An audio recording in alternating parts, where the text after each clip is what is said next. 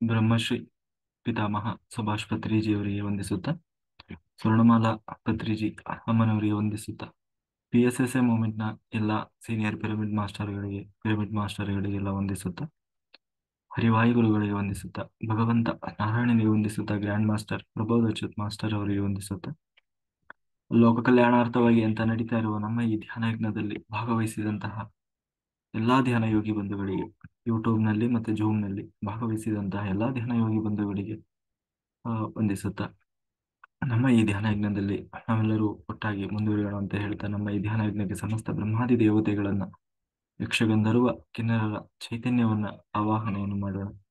ಮೇಲಿನ ಲೋಕಗಳ ಎಲ್ಲ ಹಾಸ್ಟೆಲ್ ಮಾಸ್ಟರ್ಸ್, ಎನ್ಲೈಟರ್ ಮಾಸ್ಟರ್ಸ್ ಚೈತನ್ಯವನ್ನ ಆವಾಹನೆಯನ್ನು ಮಾಡೋಣ. ಈ ಬ್ರಹ್ಮಾಂಡದಲ್ಲಿ ಯಾರೆಲ್ಲ ಬ್ರಹ್ಮರ್ಷಿಗಳು ಅಂತ ಇದ್ದಾರೆ, ಗ್ರ್ಯಾಂಡ್ ಮಾಸ್ಟರ್ಸ್ ಅಂತ ಇದ್ದಾರೆ, ಅವರೆಲ್ಲರ ಚೈತನ್ಯವನ್ನು ಕೂಡ ನಮ್ಮ ಈ ಧ್ಯಾನ ಯಜ್ಞದಲ್ಲಿ ಆವಾಹನೆಯನ್ನು ಮಾಡೋಣ. ಸಪ್ತರ್ಷಿಗಳನ್ನ, ಸಪ್ತರ್ಷಿ ಪತ್ನಿಯರನ್ನ, ತ್ರಿಮೂರ್ತಿಗಳನ್ನ, ತ್ರಿಶಕ್ತಿಯರನ್ನ ಆವಾಹನೆಯನ್ನು ಮಾಡೋಣ. ಲೋಕ ಕಲ್ಯಾಣಾರ್ಥವಾಗಿ ಅಂತ ಹೇಳಿ ಯಾರೆಲ್ಲ ಕೂತು ತಪಸ್ಸು ಮಾಡ್ತಾ ಇದ್ದಾರೆ, ಧ್ಯಾನ ಮಾಡ್ತಾ ಇದ್ದಾರೆ, ಯೋಗಿಗಳು, ಸಿದ್ಧಪುರುಷರು, ಋಷಿಮುನಿಗಳು, ಹಿಮಾಲಯದ ಯೋಗಿಗಳು, ಅವರೆಲ್ಲರ ಚೈತನ್ಯವನ್ನು ಕೂಡ ನಮ್ಮ ಈ ಧ್ಯಾನ ಯಜ್ಞದಲ್ಲಿ ಆವಾಹನೆಯನ್ನು ಮಾಡೋಣ. ನಮ್ಮೆಲ್ಲರ ಪೂರ್ಣಾತ್ಮನನ್ನ ಆವಾಹನೆಯನ್ನು ಮಾಡಿದ ವಿಶ್ವರೂಪಿಯಾದ ಪರಬ್ರಹ್ಮ ಸ್ವರೂಪಿಯಾದ ಭಗವಂತನನ್ನ ಆವಾಹನೆಯನ್ನು ಮಾಡಿದ ಅವರೆಲ್ಲರ ಚೈತನ್ಯ ಮತ್ತು ಫ್ರೀಕ್ವೆನ್ಸಿಯಲ್ಲಿ ನಾವೆಲ್ಲರೂ ಒಟ್ಟಾಗಿ ಮುಂದುವರಿಯೋಣ ಅಂತ ಹೇಳ್ತಾ, ಹಾಗೆ ಮಹಾವತಾರ್ ಬಾಬಾಜಿಯವರನ್ನ, ಸದಾನಂದ ಯೋಗಿಗಳನ್ನ, ಪ್ರಕೃತಿ ಮಾತೆ, ವಸುಂಧರಾ ಮಾತೆಯನ್ನ, ಅವರೆಲ್ಲರನ್ನು ಕೂಡ ಆವಾಹನೆಯನ್ನು ಮಾಡ್ತಾ ಅವರೆಲ್ಲರ ಚೈತನ್ಯ ಫ್ರೀಕ್ವೆನ್ಸಿಯಲ್ಲಿ ನಾವೆಲ್ಲರೂ ಒಟ್ಟಾಗಿ ಈ ಧ್ಯಾನ ಯಜ್ಞದಲ್ಲಿ ಮುಂದುವರಿಯೋಣ ಅಂತ ಹೇಳ್ತಾ, ಕೃಷ್ಣನ ಪ್ರೇರಣೆಯಂತೆ, ಕೃಷ್ಣನ ಸಂಕಲ್ಪದಂತೆ ಭಗವದ್ಗೀತಾ ಜ್ಞಾನ ಯಜ್ಞ ನಡೀತಾ ಇತ್ತು. ಇದರಲ್ಲಿ ಕೃಷ್ಣ ಈಗಾಗಲೇ ಎಂಟನೇ ಅಧ್ಯಾಯದಲ್ಲಿ ತಾನು ಹೇಳ್ತಾ ಇದ್ದ ಏನು ಅಂತಂದ್ರೆ, ಆ ಈ ಒಟ್ಟು ಒಬ್ಬ ಸಾಧಕನಾದವನು 6 ವಿಷಯಗಳನ್ನ ತಿಳ್ಕೊಂಡಿರ್ಬೇಕು. ಅಧ್ಯಾತ್ಮ ಅಂದ್ರೇನು, ದೇವರು ಅಂದ್ರೇನು, ಈ ರೀತಿ ಎಲ್ಲ ತಾನು ಹೇಳ್ಕೊಂಡು ಬಂದ. ಹೇಳ್ತಾ ಹೇಳ್ತಾ ಇಷ್ಟೆಲ್ಲ ಯಾಕೆ ಮಾಡಬೇಕು ಅಂತ ಹೇಳ್ತಾ, ಕೊನೆಗೆ ಅಂತ್ಯಕಾಲದಲ್ಲಿ ಇಷ್ಟೆಲ್ಲ ಮಾಡ್ದ, ಜೀವನ ಪರ್ಯಂತ ತಾನು ಸಾಧನೆಯನ್ನು ಮಾಡ್ದ. ಅಂತ್ಯಕಾಲ ಬಂದಾಗ ಅಂದ್ರೆ ಪ್ರಾಣ ತ್ಯಾಗ ಮಾಡುವಂತಹ ಸಮಯ ಬಂದಾಗ ನನ್ನನ್ನೇ ನೆನೀತಾ ಬರೋದು, ಪ್ರಾಣವನ್ನು ತ್ಯಾಗ ಮಾಡಬೇಕು. ಯಾರು ನನ್ನನ್ನ ನೆನೆಯುತ್ತಾ ಕೊನೆಯ ಕ್ಷಣದಲ್ಲಿ ಯಾರು ನನ್ನ ಸ್ಮರಣೆಯಿಂದ ಪ್ರಾಣವನ್ನು ತ್ಯಾಗ ಮಾಡ್ತಾನೆ, ಅವನು ನನ್ನನ್ನೇ ಬಂದು ಸೇರ್ತಾನೆ. ಅಥವಾ ಕೊನೆಯ ಕ್ಷಣದಲ್ಲಿ ಅವನ ಸ್ಮರಣೆಗೆ ಏನು ಬರ್ತದೋ ಅದೇ ಅವನ ಮುಂದಿನ ಗತಿಯಾಗಿರ್ತದೆ. ಒಂದು ವೇಳೆ ನನ್ನ ಸ್ಮರಣೆ ಮಾಡಿದ ಅಂತ ಆದ್ರೆ ಅವನು ನನ್ನನ್ನ ಬಂದು ಸೇರ್ತಾನೆ. ಅಂದ್ರೆ ಎಂದೂ ಮತ್ತೆ ಇಲ್ಲಿ ಮರಳಿ ಬಾರದಂತಹ ಮೋಕ್ಷ ಲೋಕವನ್ನು ಬಂದು ಸೇರ್ತಾನೆ. ಅದಕ್ಕೆ ಬದಲಾಗಿ ಅಥವಾ ಅವನಿಗೆ ಬೇರೆ ಯಾವ ದೇವತೆಯನ್ನ ಆ ಸ್ಮರಣೆ ಮಾಡ್ತಾನೆ, ಆ ದೇವತೆಯನ್ನ ಹೋಗಿ ಸೇರ್ತಾನೆ. ಆದ್ರೆ ಆ ದೇವತೆಯನ್ನ ಅಲ್ಲ, ಯಾವ ಯಾವ ದೇವತೆಯನ್ನ ಸೇರಿದ್ರೆ ಏನಾಯ್ತು, ಎಲ್ಲರೂ ಮೇಲಿನ ಲೋಕನೇ ಅಲ್ವಾ. ಹಾ ಅಂತ ಹೇಳಿದ್ರೆ ಹೌದು. ಆದ್ರೆ ಅಲ್ಲಿ ಒಂದು ವ್ಯತ್ಯಾಸ ಏನು ಅಂದ್ರೆ, ಕೃಷ್ಣ ಹೇಳ್ತಾ ಇದ್ದಾನೆ, ನನ್ನ ಲೋಕ ಶಾಶ್ವತವಾದದ್ದು, ಅಲ್ಲಿ ಮತ್ತೆ ಯಾರು ವಾಪಸ್ ಬರುವ ಮಾತೇ ಇಲ್ಲ. ಅನಂತ ಕಾಲದವರೆಗೆ ಮತ್ತೆಂದೂ ಬರದ ಹಾಗೆ ಅನಂತ ಕಾಲದವರೆಗೂ ನನ್ನ ಲೋಕದಲ್ಲಿ ಸ್ಥಿರವಾಗಿ ಉಳಿತಾನೆ, ಮತ್ತೆ ಈ ಮೃತ್ಯು ಲೋಕಕ್ಕೆ ಮರಳಿ ಬರೋದಿಲ್ಲ. ಆದರೆ ನೀನು ಈ ಬೇರೆ ಲೋಕಕ್ಕೆ ಹೋದೆ ಅಂತ ಆದ್ರೆ, ಬೇರೆ ದೇವತೆಗಳನ್ನ ಆರಾಧನೆ ಮಾಡ್ತೀವಿ, ಅದಕ್ಕೆ ಸರಿಯಾಗಿ ನಾನು ಅದನ್ನ ಗಟ್ಟಿ ಮಾಡ್ತೇನೆ. ಆಗ ಏನಾಗ್ತದೆ, ನೀನು ಸಾವಿನ ನಂತರವೂ ಕೂಡ ಆ ದೇವತೆಯನ್ನೇ ನೆನೀತಾ ಆ ದೇವತೆಯನ್ನೇ ಹೋಗಿ ಸೇರ್ತೀಯ. ಆದರೆ ಅವರು ನಿನ್ನ ಅಲ್ಲಿ ಇಟ್ಕೊಂಡಿರ್ತಾರೆ ಎಲ್ಲಿವರೆಗೆ ಅಂತಂದ್ರೆ, ನಿನ್ನ ಪುಣ್ಯದ ಭಾರ ಇರುವವರೆಗೂ, ನಿನ್ನ ಪುಣ್ಯ ಖರ್ಚಾಗುವವರೆಗೂ. ಯಾವಾಗ ನಿನ್ನ ಪುಣ್ಯ ಖಾಲಿ ಆಯ್ತು, ಒಂದು ಕ್ಷಣವೂ ಕೂಡ ನಿನ್ನನ್ನು ಅಲ್ಲಿ ಇರ್ಲಿಕ್ಕೆ ಬಿಡೋಲ್ಲ. ಮತ್ತೆ ಈ ಮೃತ್ಯು ಲೋಕಕ್ಕೆ ತಳ್ತಾರೆ, ಮತ್ತೆ ಬಂದು ನೀನು ಸಾಧನೆಯನ್ನ ಶುರು ಮಾಡಬೇಕಾಗ್ತದೆ. ಇದು ಎಲ್ಲಿಯವರೆಗೆ? ಪುನರಪಿ ಜನನಂ ಪುನರಪಿ ಮರಣಂ ಅಂತಂದ್ರೆ, ನನ್ನನ್ನು ಬಂದು ಸೇರುವವರೆಗೂ ಇದು ತಪ್ಪಿದ್ದಲ್ಲ. ನೀನು ಎಲ್ಲಿಯವರೆಗೆ ಅದನ್ನು ಸಾಧಿಸ್ಲಿಕ್ಕೆ ಸಾಧ್ಯ ಆಗೋಲ್ಲ ಅಲ್ಲಿಯವರೆಗೂ ಇದು ತಪ್ಪಿದ್ದಲ್ಲ ಅಂತ ಹೇಳ್ತಾ, ತನ್ನನ್ನ ಹೇಗೆ ಹಾಗಾಗಿ ನನ್ನನ್ನೇ ಸ್ಮರಣೆ ಮಾಡ್ಬೇಕಪ್ಪ, ಇಲ್ಲ ಅಂತಂದ್ರೆ ಅವನು ವ್ಯರ್ಥವಾಗ್ತದೆ ಅಂತ ಹೇಳ್ತಾ, ನಾವು ಜಡಭರತನ ಕಥೆಯನ್ನು ಕೇಳಿದ್ವಿ. ಹೇಗೆ ತಾನು ಸರ್ವಸ್ವವನ್ನು ತ್ಯಾಗ ಮಾಡಿದಂತಹ ಈ ಯಾವ ಭರತ ಚಕ್ರವರ್ತಿಯ ಕಾರಣದಿಂದಾಗಿ ಈ ನಮ್ಮ ದೇಶಕ್ಕೆ ಭಾರತ ಅನ್ನುವ ಹೆಸರು ಬಂತು, ಅಂತಹ ಭರತ ಚಕ್ರವರ್ತಿಯ ಕಥೆಯನ್ನ ನಾವು ಭಾಗವತದಲ್ಲಿ ಬರುವಂತಹ ಅದನ್ನ ಕೇಳಿದ್ವಿ. ಕೊನೆಯ ಕ್ಷಣದಲ್ಲಿ ಎಲ್ಲವನ್ನೂ ತ್ಯಾಗ ಮಾಡಿದ, ಎಲ್ಲವನ್ನ ತ್ಯಾಗ ಮಾಡಿದಂತಹ ಭರತ ಚಕ್ರವರ್ತಿಗೆ ಕೊನೆಗೆ ಒಂದು ಜಿಂಕೆಯನ್ನ ಅಂಟಿಸಿಕೊಂಡಿದ್ದರಿಂದ ಅವನು 2 ಜನ್ಮ ಎತ್ತಿ ಬರಬೇಕಾಯಿತು. ಒಂದು ಜಿಂಕೆಯ ಜನ್ಮ, ಮತ್ತೆ ಪುನಃ ಮನುಷ್ಯನಾಗಿ ಬಂದು ಪುನಃ ತಾನು ಸಾಧನೆ ಮಾಡಿ ಭಗವಂತನನ್ನ ಹೋಗಿ ಪಡೆದ. ಹಾಗಾಗಿ ನಮ್ಮ ಬದುಕಿನಲ್ಲಿಯೂ ಕೂಡ ಬಹಳ ಈ ಭಾವನೆಗಳನ್ನ ಇಟ್ಕೊಳ್ಳಬಾರದು. ಅತಿಯಾಗಿ ಅಟ್ಯಾಚ್ಮೆಂಟ್ಗಳನ್ನು ಇಟ್ಕೊಳ್ಬಾರ್ದು. ಎಷ್ಟು ಬೇಕೋ ಅಷ್ಟು, ಇಲ್ಲ ಅಂತಂದ್ರೆ ಪುನಃ ನಮ್ಮನ್ನ ಇಲ್ಲಿ ಸಿಕ್ಕಿ ಹಾಕಿಸ್ತವೆ ಅಂತ ಹೇಳ್ತಾ ದೇವರು ಇಷ್ಟೆಲ್ಲ ಹೇಳಿದ. ಆದ್ರೆ ಆ, ಈಗ ಕೃಷ್ಣ ಮುಂದೆ ಏನು ಹೇಳ್ಕೊಂಡು ಹೋಗ್ತಾನೆ ಅಂತಂದ್ರೆ, ಹಾಗಾದ್ರೆ ಇಲ್ಲಿಯವರೆಗೆ ಸಾಧನೆಯ ಬಗ್ಗೆ ಹೇಳಿದ, ಸಾಧನೆ ಮಾಡಿದವರ ಬಗ್ಗೆ ಹೇಳಿದ, ಸಾಧನೆ ಎಲ್ಲ ಆಯ್ತು. ಹಾಗಾದ್ರೆ ಮುಂದೆ ಹೇಗೆ ಹೋಗ್ತಾರ ಅವ್ರು? ಮುಂದೆ ಸಾಧನೆ ಎಲ್ಲ ಆಯ್ತು, ಇನ್ನೇನು ಅಂತ್ಯಕಾಲವೂ ಬಂತು. ಅಂತ್ಯಕಾಲದಲ್ಲಿ ಯಾರು ನನ್ನ ಸ್ಮರಣೆ ಮಾಡ್ತಾರೆ ಅವರು ನನ್ನನ್ನು ಬಂದು ಸೇರ್ತಾರೆ ಅಂತಾನೂ ಹೇಳಿದ್ದಾಯ್ತು. ಹಾಗಾದ್ರೆ ಇನ್ನು ಅಂತ್ಯಕಾಲ ಬಂದ ಮೇಲೆ ನಂತರ ಅವ್ರು ಹೆಂಗ್ ಬರ್ತಾರೆ, ಹೆಂಗ ದೇವರನ್ನ ಹೋಗಿ ಸೇರ್ತಾರೆ ಅನ್ನೋದನ್ನ ಕೃಷ್ಣ ತಾನು ವಿವರಿಸಿಕೊಂಡು ಹೋಗ್ತಾ ಇದ್ದಾನೆ. ಏನು ಅಂತಂದ್ರೆ ಹೀಗೆ ಜೀವನ ಪರ್ಯಂತ ಸಾಧನೆ ಮಾಡಿದರೂ ಕೂಡ ಸಾಯುವ ಕ್ಷಣದಲ್ಲಿ ಭಗವಂತನ ನೆನಪು ಬರದೇ ಹೋಗ್ಬೋದು. ಯಾಕೆಂತಂದ್ರೆ ಅದು ಬೇರೆ ಬರೀ ಒಂದು ಜೀವನದ ಸಾಧನೆ ಅಲ್ಲ, ಅನೇಕ ಜನ್ಮಗಳ ಸಾಧನೆ ಇದ್ದರೆ ಮಾತ್ರ ಕೊನೆಯ ಕ್ಷಣದಲ್ಲಿ ಭಗವಂತನ ಸ್ಮರಣೆ ಬರ್ತದೆ. ಇಲ್ಲದೆ ಹೋದ್ರೆ ಮರವು ಬರ್ತದೆ, ಅಂದ್ರೆ ಮರೆತು ಹೋಗ್ತಾನೆ, ಎಲ್ಲ ಮರೆತು ಬಿಡ್ತದೆ ಅವನಿಗೆ. ಅಂದ್ರೆ ಇಲ್ಲಿ ಯಾರು ಇವರು, ಇಲ್ಲಿ ಬಂದು ಅವನು ಯಾರ್ಯಾರನ್ನೋ ಕೊನೆಗೆ ಯಾರನ್ನೋ ಗುರುತಿಸಲಾಗದ ಸ್ಥಿತಿಯನ್ನ ತಲುಪ್ತಾನೆ ಸಾವಿನ ಸಮಯದಲ್ಲಿ. ಯಾರೋ ಹತ್ರ ಬಂದು ಮಾತನಾಡಿಸಿದ್ರು ಅವರನ್ನ ಗುರುತು ಹಿಡಿಲಿಕ್ಕೆ ಆಗೋಲ್ಲ. ಅಂದ್ರೆ ಬುದ್ಧಿ ಬುದ್ಧಿ ಹೋಗಿಬಿಡ್ತದೆ ಆ ಸಮಯದಲ್ಲಿ. ಅದು ಇರಬೇಕು ಅಂತಂದ್ರೆ ಅದಕ್ಕೆ ಭಗವಂತನ ಅನುಗ್ರಹ ಬೇಕಾಗುತ್ತೆ. ಯಾಕೆಂದ್ರೆ ದೇವರು ಅನ್ನುವ ಕಾನ್ಸೆಪ್ಟ್ ಅವನಿಗೆ ಗೊತ್ತಿರ್ಬೇಕಲ್ಲ, ಎಲ್ಲ ಮರೆತು ಹೋಗಿಬಿಡ್ತದೆ. ಹಾಗಾಗಿ ಆ ಕ್ಷಣದಲ್ಲಿ ಆ ಅಷ್ಟು ಗಟ್ಟಿಯಾಗಿರ್ಬೇಕು ಮನಸ್ಸು. ಆ ಆ ಇಡೀ ಜೀವನ ಪರ್ಯಂತ ಆ ದೇವರಲ್ಲಿ ತಾನು ಮನಸ್ಸಿಟ್ಟವನಾಗಿ, ಆ ಇಡೀ ಜೀವನ ಪರ್ಯಂತ ಆ ದೇವರಲ್ಲಿ ಯಾರು ಸ್ಮರಣೆ ಇಟ್ಟಿರ್ತಾನೆ ಅವನಿಗೆ ಮಾತ್ರ ಅಂತ್ಯಕಾಲದಲ್ಲಿ ಭಗವಂತನ ನೆನಪು ಬರ್ತದೆ. ಬರಬೇಕು ಅಂತಂದ್ರೆ ನಿರಂತರವಾಗಿ ಭಗವಂತನಲ್ಲಿ ಮನಸ್ಸನ್ನ ನೆಲೆಗೊಳಿಸಿ, ಅದು ಅದು ಕುಂತ್ರು ನಿಂತ್ರು ಎದ್ರು ಬದ್ರು ಬರೀ ಆ ದೇವ್ರದೇ ನೆನಪಿರಬೇಕು. ಆಗ ಆ ಕಡೆಯ ಕ್ಷಣದಲ್ಲೂ ಕೂಡ ಅದು ದೇವರೇ ನೆನಪೇ ಬರ್ತದೆ. ಅದು ಬಿಟ್ಟು ಏನೋ ದೇವ್ರ ಮನೆಯೊಳಗೆ ಕುಂತಾಗ ಮಾತ್ರ ದೇವ್ರ ನೆನಪಿ ಬಂದ, ಸಂಕಟ ಬಂದಾಗ ಮಾತ್ರ ವೆಂಕಟರಮಣ ಅಂದ ಅಂತಾದ್ರೆ ಅಂತ್ಯಕಾಲದಲ್ಲಿ ಅದು ಬರ್ಲಿಕ್ಕೆ ಸಾಧ್ಯ ಇಲ್ಲ. ಅಂತ್ಯಕಾಲದಲ್ಲಿ ಯಾವುದು ಬರ್ತದೆ? ಮರವು ಬರ್ತದೆ. ಅಯ್ಯೋ ಕೈ ನೋವು, ಕಾಲು ನೋವು, ಬೆನ್ನು ನೋವು, ಸೊಂಟ ನೋವು ಅಂತ ಹೇಳಿ ಒದ್ದಾಡ್ತಾ ಒದ್ದಾಡ್ತಾ ಸಾಯ್ತಾನೆ ಹೊರತು ಭಗವಂತನ ಸ್ಮರಣೆಯಿಂದ ಸಾಯೋಲ್ಲ. ಹಾಗಾಗಿ ಆ ಅಷ್ಟು ಗಟ್ಟಿ ಇರಬೇಕು. ಯಾವ ದೇಹದ ಮೇಲಿನ ಪರಿಜ್ಞಾನವೂ ಇಲ್ಲದಷ್ಟು ಅವನು ದೇವರಲ್ಲಿ ಗಟ್ಟಿ ಮಾಡ್ಕೊಳ್ಬೇಕು. ಆಗ ಮಾತ್ರ ಭಗವಂತನಲ್ಲಿ ಆ ಸ್ಮರಣೆ ಮಾಡ್ತಾ ಕೊನೆ ದೇವರನ್ನೇ ಹೋಗಿ ಸೇರ್ತಾನೆ. ಹಾಗೆ ಹೇಳ್ತಾ ಇಲ್ಲಿ ಆ ಏನು ಅಂತಂದ್ರೆ, ಹಾಗಾಗಿ ನಾವು ಯಾವತ್ತೂ ಕೆಟ್ಟ ಸಂಗತಿಗಳನ್ನ ಗಾಢವಾಗಿ ಮನಸ್ಸಿಗೆ ಹಚ್ಕೊಳ್ಬಾರ್ದು. ಅಯ್ಯೋ ನನಗೆ ಅವ್ರು ಹಂಗ್ ಮಾಡ್ಬಿಟ್ರು, ಅಯ್ಯೋ ನನಗೆ ಅವ್ರು ಹಿಂಗ್ ಮಾಡ್ಬಿಟ್ರು ಅಂತ ಹೇಳಿ ಕೊರಗ್ತಾ ಕೊರಗ್ತಾ ಇರೋದು, ಅಥವಾ ಆ ನಡೆದ ಕೆಲವು ಘಟನೆಗಳನ್ನೇ ಮತ್ತೆ ಮತ್ತೆ ಮತ್ತೆ ಹಚ್ಚಿಕೊಳ್ಳುತ್ತಾ ಏನೋ ಯೋಚನೆ ಮಾಡ್ತಾ ನಾವು ಅದೇ ನೆನಪಿನಲ್ಲಿ ಬದುಕಬಾರದು. ಯಾರನ್ನೂ ಕೆಟ್ಟವರು ಅಂತ ದೂಷಿಸಬಾರದು, ದ್ವೇಷಿಸಬಾರದು. ಒಬ್ಬರನ್ನ ದ್ವೇಷಿಸುವುದು ಕೂಡ ಅದು ನಮ್ಮ ಅಂತ್ಯಕ್ಕೆ ಕಾರಣವಾಗ್ತದೆ. ಅದು ನಮ್ಮನ್ನ ಕೆಳಗೆ ತಳ್ತದೇ ಇರ್ತದೆ ಹೊರತು ಆ ವ್ಯಕ್ತಿಯನ್ನಲ್ಲ. ಹೇಗೆ ಅಂತಂದ್ರೆ ಅದಕ್ಕೆ ಕೃಷ್ಣ ಹೇಳ್ತಾನೆ, ಅದು ನಮ್ಮ ಇಡೀ ಬದುಕನ್ನೇ ಹಾಳು ಮಾಡ್ತದೆ. ದುಷ್ಟರಿಂದ ದೂರ ಇರು, ಆದರೆ ದ್ವೇಷಿಸಬೇಡ. ದುಷ್ಟರನ್ನ ನೀನು ಹೋಗಿ ಅವ್ರ ಸಂಘ ಮಾಡ್ಕೋ, ಅವ್ರಿಗೆ ಬಕೆಟ್ ಹಿಡಿ ಅಂತ ದೇವ್ರು ಹೇಳ್ತಾ ಇಲ್ಲ. ಅವರಿಂದ ದೂರ ಇರು, ಆದರೆ ಅವರನ್ನ ಯಾವುದೇ ಕಾರಣಕ್ಕೂ ದ್ವೇಷ ಮಾಡಬೇಡ. ಒಬ್ಬರನ್ನ ದ್ವೇಷಿಸುವುದು, ನಿಂದಿಸುವುದು, ಅದನ್ನ ಗಾಢವಾಗಿ ಹಚ್ಕೊಳ್ಳೋದ್ರಿಂದ ಅವ್ರಿಗೇನೂ ಆಗೋಲ್ಲ, ಆದರೆ ನಮ್ಮ ಬದುಕು ನಾವು ಹಾಳು ಮಾಡ್ಕೊಂಡಾಗ್ತದೆ, ಹಾಳು ಮಾಡ್ಕೊಂಡಂಗೆ ಆಗ್ತದೆ. ಹೇಗೆ ಅಂತಂದ್ರೆ ನಾವು ದ್ವೇಷಿಸುವ ವಸ್ತು ನಮ್ಮ ತಲೆಯಲ್ಲಿ ಗಾಢವಾಗಿ, ಅಥವಾ ಆ ವ್ಯಕ್ತಿ ನಮ್ಮ ತಲೆಯಲ್ಲೇ ಗಾಢವಾಗಿ ಉಳಿದು ಬಿಡ್ತಾನೆ. ಕೊನೆಗೆ ಏನಾಗ್ತದೆ ಗೊತ್ತು? ಆ ಆ ಆ ಒಂದು ಆತ್ಮ, ಆ ಆತ್ಮದ ಮೇಲೆ ಏನಂತೀವಿ, ಆ ಅತೃಪ್ತಿಯನ್ನ ಹೊಂದುತ್ತದೆ.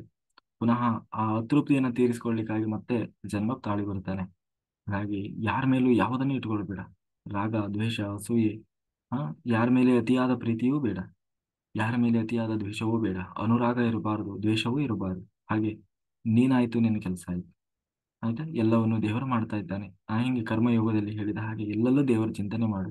ಸಾವಿನ ಕಾಲದಲ್ಲಿ ಕೊನೆಗೆ ತಲೆ ಎತ್ತಿ ಹೆಡೆ ಆ ಹೆಡೆ ಆಡಿಸ್ತದ, ಹೆಡೆ ಆಡಿಸ್ತದಪ್ಪ ಅದು ಯಾವುದು, ನೀನು ಯಾರನ್ನ ದ್ವೇಷ ಮಾಡಿದ್ರಿ ಎಲ್ಲವ ಯಾವುದು ಬೇಡೋ ಅದೇ ಬರ್ತದೆ ತಲೆಯಲ್ಲಿ.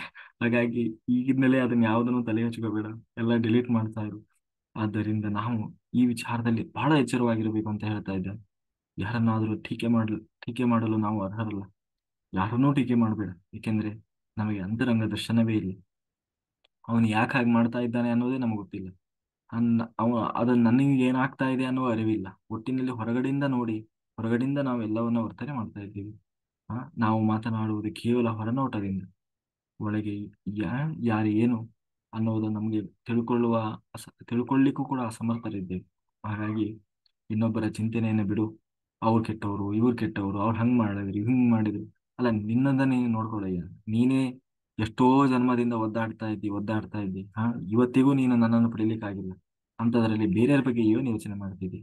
ಅವ್ನ್ ಬಿಟ್ಟಾಕು, ನಿನ್ ಬಗ್ಗೆ ಯೋಚನೆ ಮಾಡು. ನಾವು ಚಿಂತಿಸಬೇಕಾದದ್ದು ಹಾಗಾಗಿ ನೀನು ಚಿಂತನೆ ಹಾಗಾಗಿ ನಿನ್ನ ಬಗ್ಗೆ ಯೋಚನೆ ಮಾಡಬೇಕಾಗಿರೋದು ಏನು?